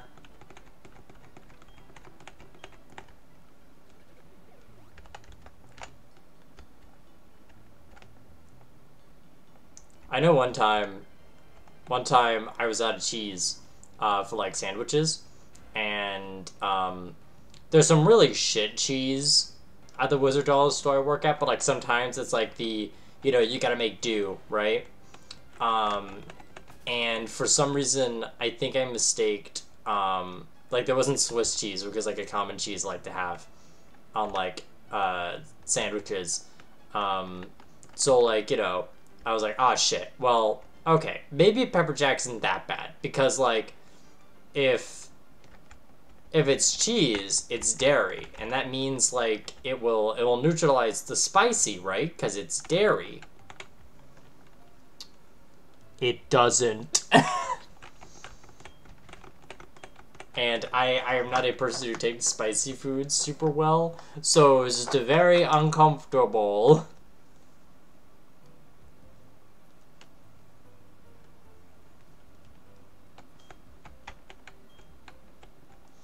Do you know if you put your finger up in your nose and sneeze?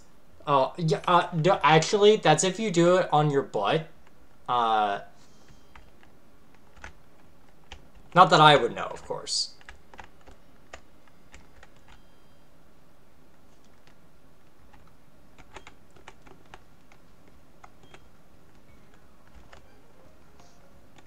What do we get some Ultra Balls? What?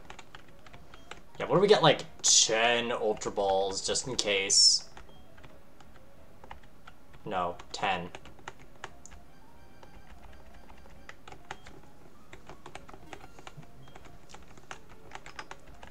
Just in case, no. No, And as spares, what do we get, like, 5 Great Balls? There we go.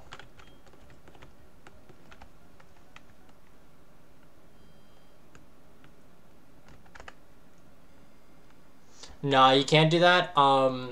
If you do want to end those tasks, you can't access them if you go to the brainstem. But, you know, there is a chance you may get a blue screen, which is not preferred. Or you know, your air battery may just go off. So keep aware of that. But I will say, if you want to guarantee turning off, that will definitely turn off the body. But if you need to turn it back on, that's going to be the trickier part. You will need to consult a necromancer for that, so just keep that in mind.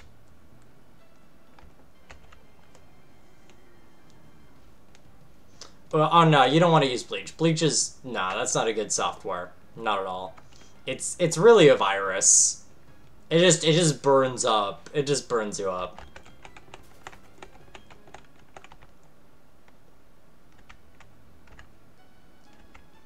Alright, back to Mag Hunt. It's gone for literally 20 seconds. You know, don't worry about it. Bum, bum, bum.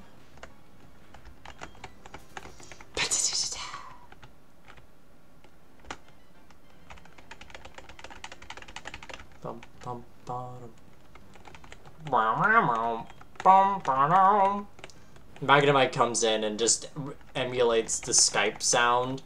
Hey, yo, does anyone in my chat remember the fucking Skype call noise?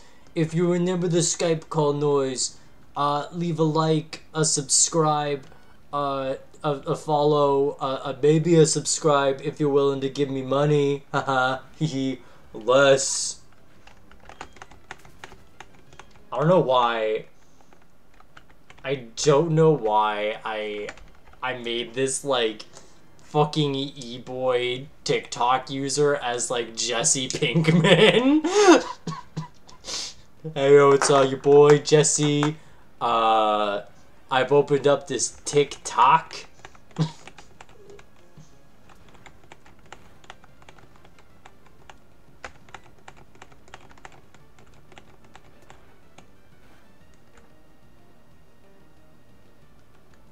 But Hell did worry about it.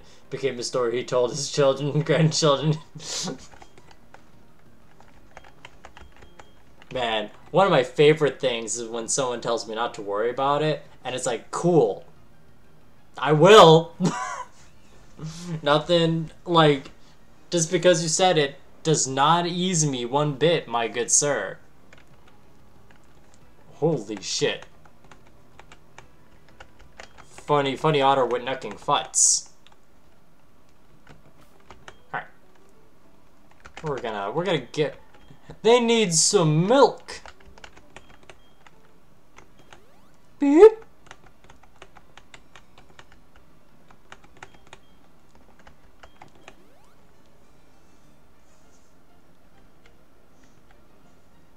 Yeah, like,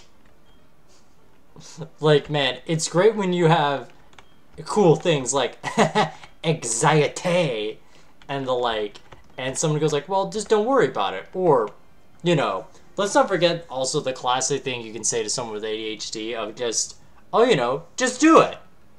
Just stop not being able to do it. Just do the thing. Just press the button in your brain. But here's the trick. The button is, for some reason, missing. I cannot find the button. The button will refuse to show itself. It's like saying calm down. Down doesn't work and makes someone angry, yeah. Top 10 things to say. Say when someone has ADHD. Number 5. What could possibly go wrong? That is so funny. That's so funny, Mark. Ooh, good shit, good shit. See this shit? This is good. Alright, let's see if this just catches. 1, 2. Alright. Alright. Was that Fire Punch or Fire Blast? I would say that'd be ridiculous, but also Bell has Fire Blast at like this early, which is so crazy.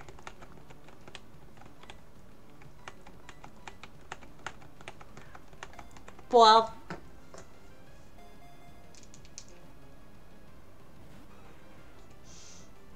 dude, number 4, what are you thinking about? That is a trip, because I know oftentimes when I'm specifically not medicated, I sometimes have like very rapid fire chains of thought, and it's sometimes enough for me to go like, all right, let's back up a bit. How did we get here? And like I can connect how I got to point A to like point E, but it's also like, what? All right, the Spitfire Pokemon. All right. When it breathes deeply, heat waves form around its body, making it hard to see clearly, because it makes it all wavy. We were told, son with ADHD, humans have been known to just burst into flames. Yeah, I've seen Spinal Tap. Alright, let's see what we could name Funny Duck. Because this isn't a Donald Duck. That's like the new starter for like Gen 9. That's a Donald Duck. This is not a Daffy though.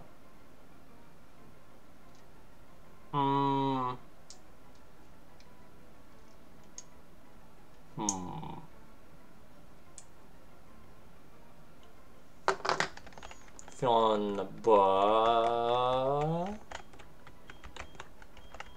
Bambles.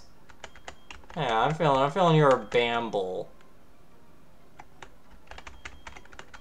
Feeling your Bambles over here. So we got Bambles. Let's check out Bambles. Alright, 2 hydrates.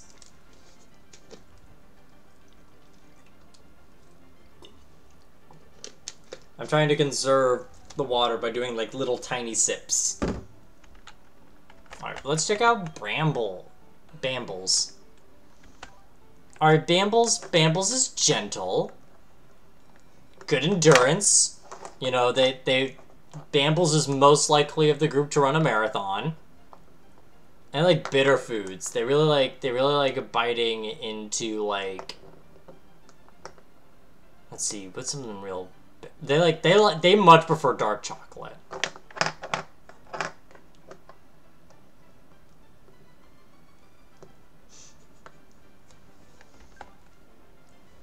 Okay.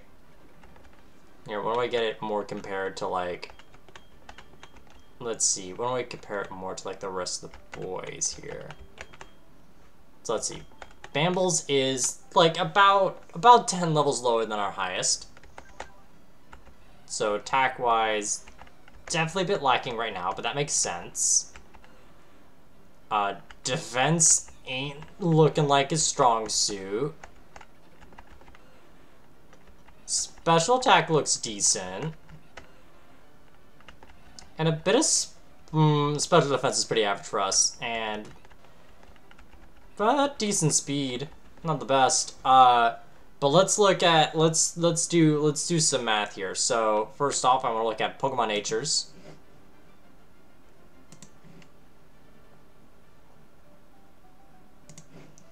So ours is gentle. I think gentle's a neutral, but I'll double check. On nature chart.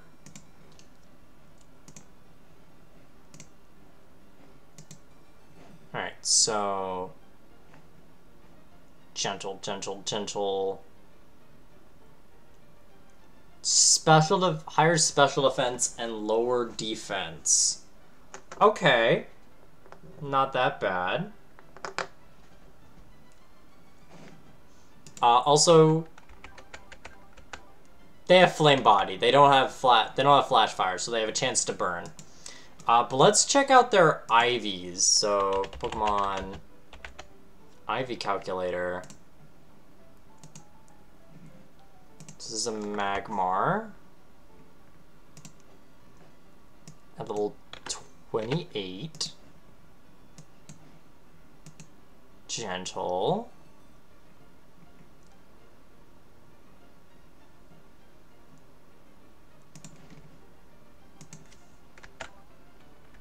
Alright, so they got about 80 health. 59 attack. Not good defense. 7 and 64. Ooh, okay. Alright, so they got... Oh, interesting. Okay, cool. They've got nothing for special defense, despite the fact that's what they were mostly statted for. They don't got anything for physical attack, which is a pretty decent thing for it. Pretty decent special attack though. Not the worst speed. Actually, pretty higher end speed. Okay. And pretty higher end health too. Okay. Mm-hmm. Oh, for the defense, it's probably in the higher end, so it's probably like 7 or so. Oh. Okay. I don't think this is... Yeah, I think I'm okay with this. It's kind of like a oof. A little bit of an oof, but we'll make it do. Hey, Grad Eyebrows, how you doing? We just got Magmar. We have named him Bambles.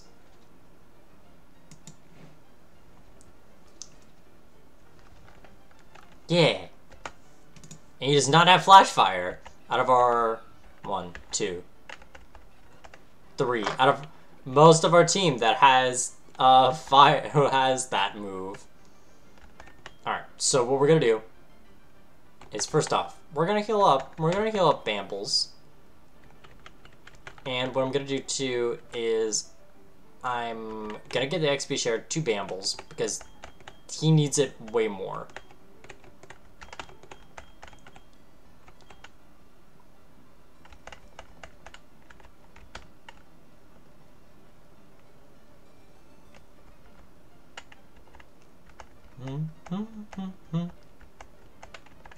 Yeah, getting the XP share. Yeah, so Bambles can get some levels. Hey, how you doing, Eyebrows?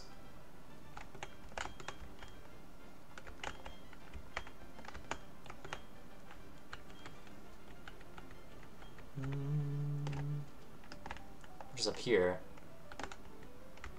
Oh, I guess it's a way to just go down. Alright, let's go in the factory, because I know this is where Flamethrower is. That's going to be real good for, specifically, California Reaper. Also, I just realized I was going for, like, I could have gone for a pepper name, but, like, Bambles is like, no, I am not a pepper spicy boy. I am but a silly Bamble-amble-am.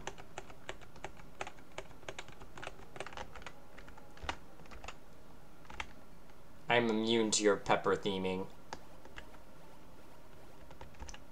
Fight me. Oh, think about the stretch.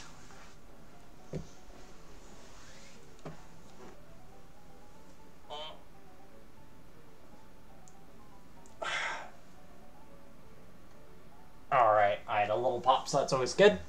Gotta hydrate.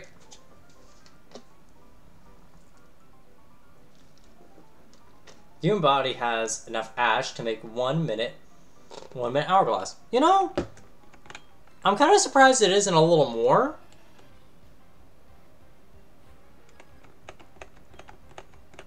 But I guess it always depends on how big the hourglass is, though.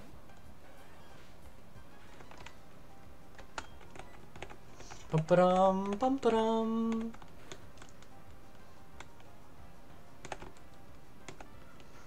Oh, fuck. Fun fact, did you know in Gen 1, Submission was the strongest fighting type move? Because it's an 80 power move with 80 accuracy and deals damage to yourself.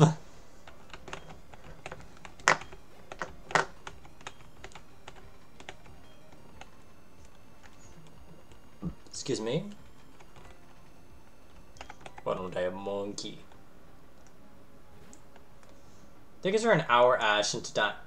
Yeah, they can't. Yeah, I saw a show where they where a big plot point was like these money launderers having a fucking creamery so they could hide evidence and making the Ash diamonds.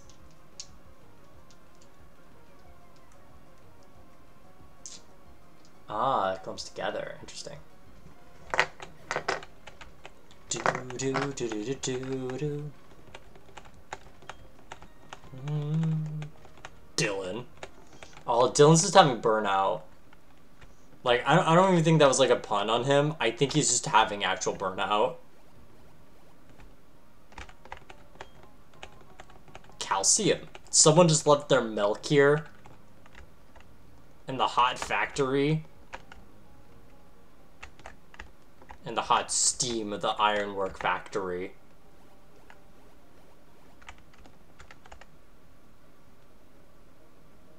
I mean, honestly, I think the thing is, like, Dylan really needs to get time off, but also he works for a corporation and a factory, so that's where the real trouble is. Like, I don't know if we are able to actually help Dylan at the current time, at least the help that he needs. Like, yes, we can provide him some emotional support, but really what he really needs is time off to relax and cool down. He needs to not be a part of the cycle. Like, he needs probably like a 2-week vacation at least.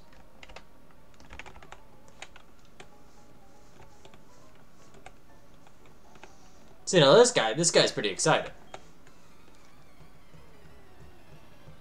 Well, the thing is, he may not have vacation days.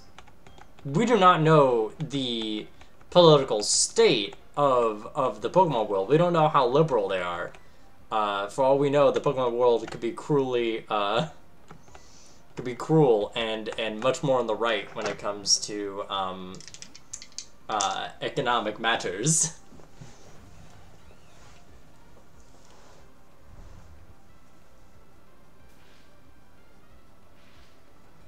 Ooh, but that might just get you arrested.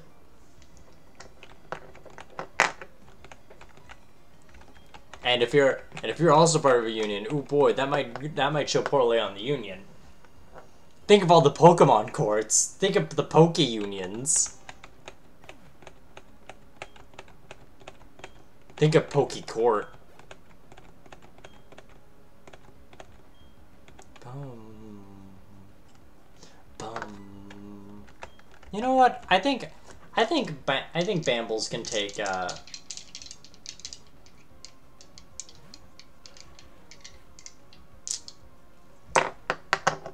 think they can take a Magnemite.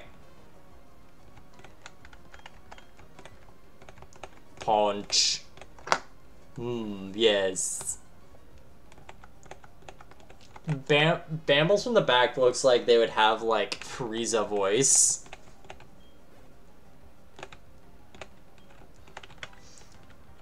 This Magmar would, like, give, like, villain monologues to you.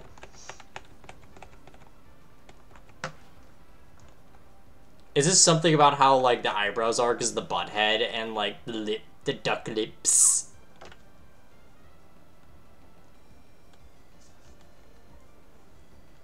Okay, Pan, I'm gonna eat my cake. No, I don't have any cake facts that I can think of now. Don't worry, you don't have to worry about piss cake knowledge. Not tonight.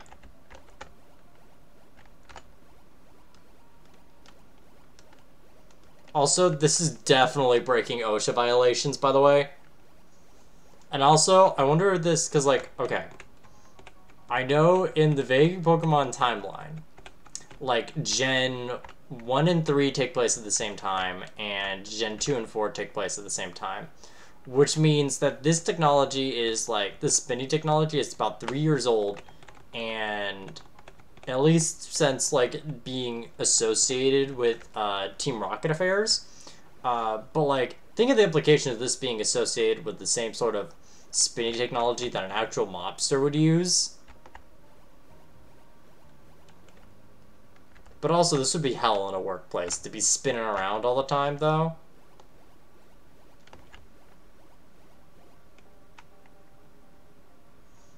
Which one seems the most... I mean, Wooloo seems super comfy. That is a very comfy Pokemon. Honestly, most sheep Pokemon. like Wooloo's very comfy. Flaffy's comfy. Well, Mareep's more comfy, because it's more sheep.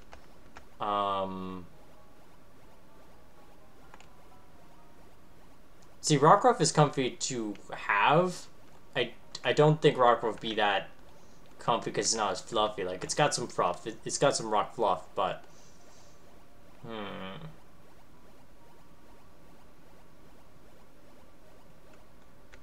Let me see, what's some other choice comf? Ba-bum-bum.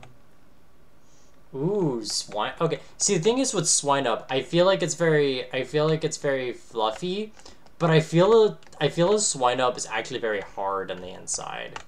That's my gut reaction to that.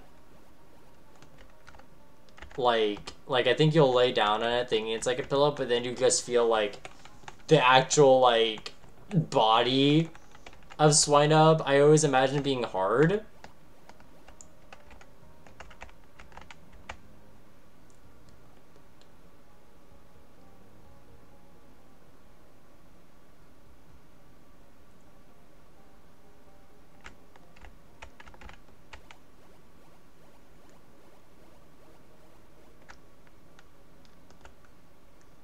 Then I could go...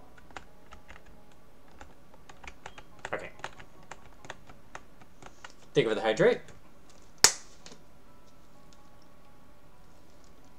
But it looks like there's only one hydrate left for the night. So keep that in mind. Bum. Do you maybe get annoyed by where the floor panels take you? I mean, buddy, aren't you? Alright. Our water bottle is gone. And that'll be it. Wow. All the water is now consumed.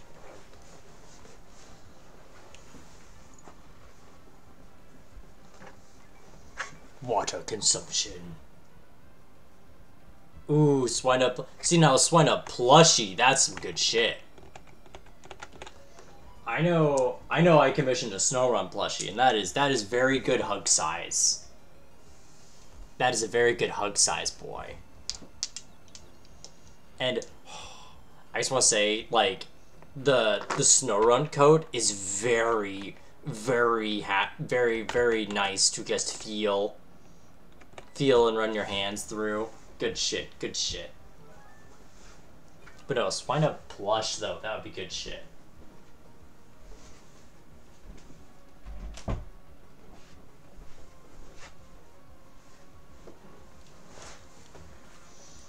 Or to be honest, I have Mario Turtle shells, which I mainly go and throw at. So, hey, there's nothing wrong with initiating fun pillow fights every now and then.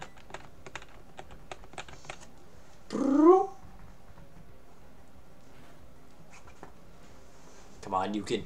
Come on, Perry, you can do it. Pave the way, put it back and do it. Fuck yeah! Fuck yeah!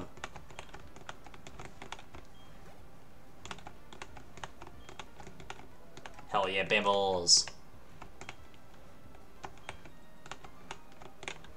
Conrad.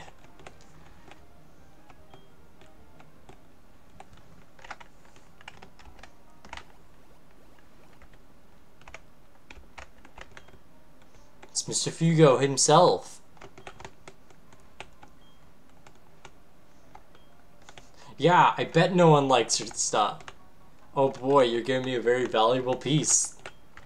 Thank you. I guess. No. Dude, you gave me... Okay, this man is trying to scheme me where it's like, hey, you made it through my fucking puzzle of a dungeon. Here's like a star piece, which is worth so much fucking money. Okay. Hey, kid. Since you got star pieces, do you want to trade on for shards? And it's like, oh my god. This man just presents you the currency to immediately sell back to him because it's worth so much and is trying to trick you. This fucking bastard, man. Anyway, I got a flamethrower now, which is going to be real good because that's going to be a good thing for Cal. Because I think... Let me double check something with Magmar. So I think Magmar learns it naturally. Yeah, Magmar's gonna learn naturally. We don't really need Flareon to learn it, because Flareon's not really that great special. Like, he's got special, but that's not what he's really after. And... yeah. Oh, yeah. Yeah, so we're gonna give that flamethrower straight to... Yeah, we're gonna give that straight to our spicy boy. To our California Reaper.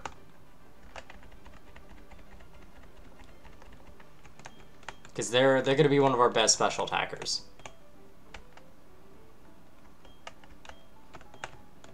Yes. Yes. I'm gonna get rid of Fire Fang. Because it's just way better, and it's a better stab move, and it works better for their primary stat. Alright, we got one of his, like, wish list moves out. That's good shit.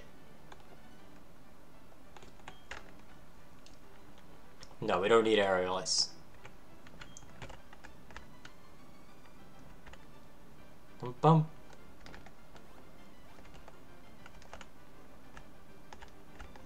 Okay. So, now, we just have to go back to... wait. We have to go back to Jubilife. Because that's how we get to the next city. That's how we go to the next city over yonder. Ba-da-da-ba-ba-ba-ba. Ba-da-da-ba-ba-ba-ba-ba.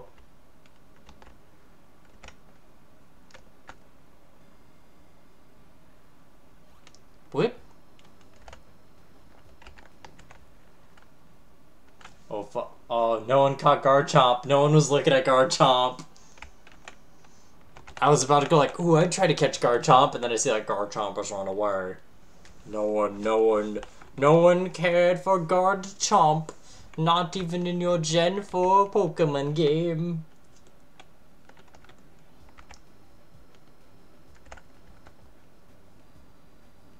Alright.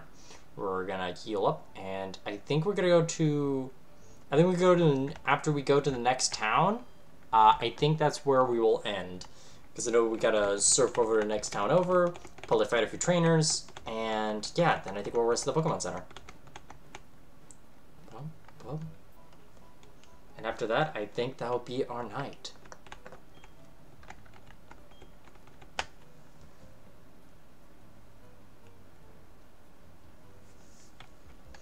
Bum, bum, bum, bum, bum. Bum, bum, bum, bum. Bum, bum, bum, bum, bum, bum. Wait, no. Wrong direction. Bum, bum, bum, bum. No. I have to go up and then... I think something happened with the Kirby Marathon. It probably got scuffed because I noticed Bungo isn't live right now. That's probably what's going on. Wait, holy shit, was that really? Oh no, that's a cop. You sure did. Wow, someone left their X accuracy over here. I bet no one's missing it.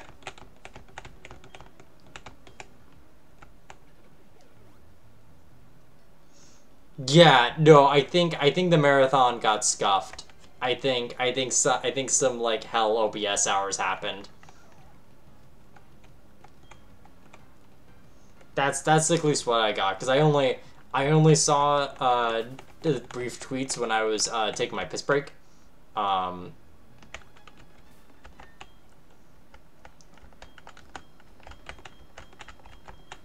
all right.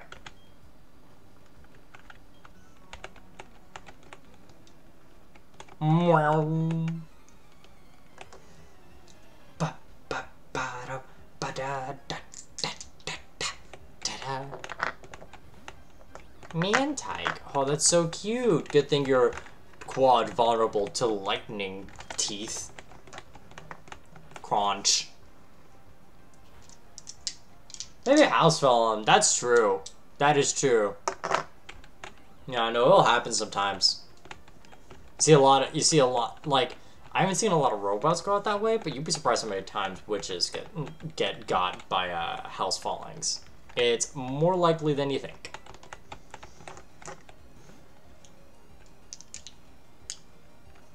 And it's just a shame, because a lot of hags like having their, like, some really special footwear or something.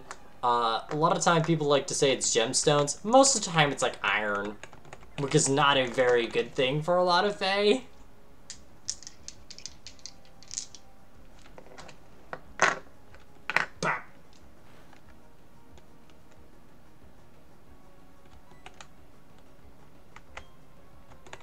Flinch. Flinch.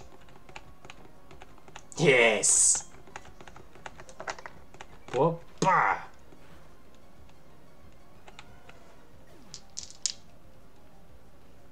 Oh, I bet you have. Oh, yeah. No, I mean, like, it's a pretty decent thing, or not a pretty common thing, because, hags oftentimes will, they'll have, like, these, like, weird gnome-like, sort of minions they go for. They're called, red caps, and red caps are known for their iron boots. A lot of people associate that is a red cap thing, but it originated from a hag that, worked a lot with mushrooms, and they just sort of really influenced these red caps, to take on the fashion sense. It hurts their feet a lot, but they do it because it also hurts a lot of other people.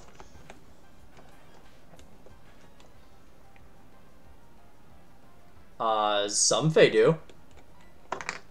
Depends on which one you talk to. They've got bloods of all kinds of colors, baby.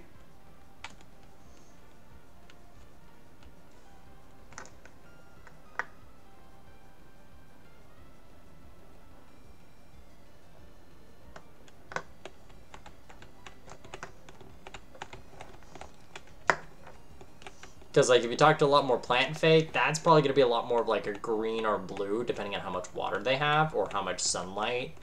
More animal focus probably will have, like, more, regular blood. But, like, you never know. It's always like, a rainbow roulette.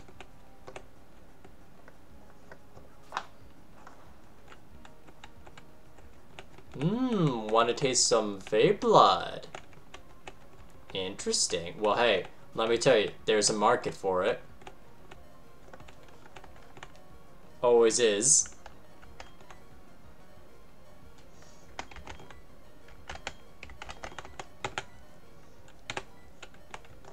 Like, especially because I have done some research and I have come to a conclusion that maybe the original vampire was likely a Fae. And then got cursed for all the shit. and then became an undead. The sort of Fey reasoning is mostly because of the very specific sort of rules and caveats the vampires have, which is very uncommon for a lot of undead. But a lot of the traits, like, of them not being allowed to see the reflection or allowed to enter people's homes without permission and the like, are very vain and manner-esque, which is very much a line for Fae. So, yeah.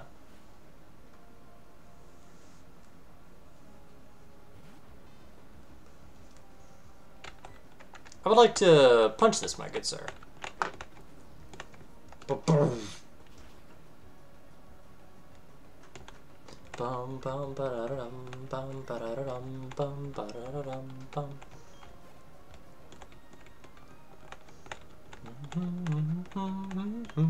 Great. Man, this is really a starving artist. He gave me $7.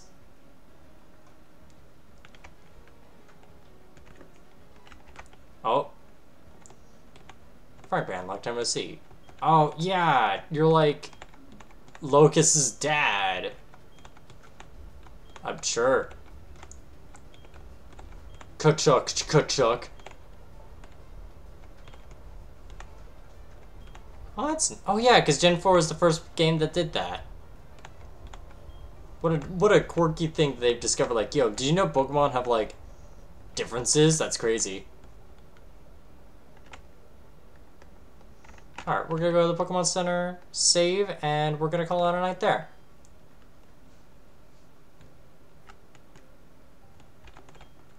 Alright. So, looking at people to raid, I see Rumi Dori's been live this entire time, and I'm kind of surprised. Because usually she doesn't stream this late. But I know she's streaming Kingdom Hearts, and I haven't had a chance to really, like, jump into Rumi's streams for Kingdom Hearts, rather as a raid or as a viewer. So we're going to save and go into that before that ends. So, yeah. I'm going to set the raid up for that. Raid Midori. That's not with an underscore, is it? It is with an underscore. Alright. So, for anyone who's watching, thank you for anyone who's watching this past, present, or future. I hope you have a nice day or evening and have something nice to look back on. And until then, I'll wish you a bye-bye.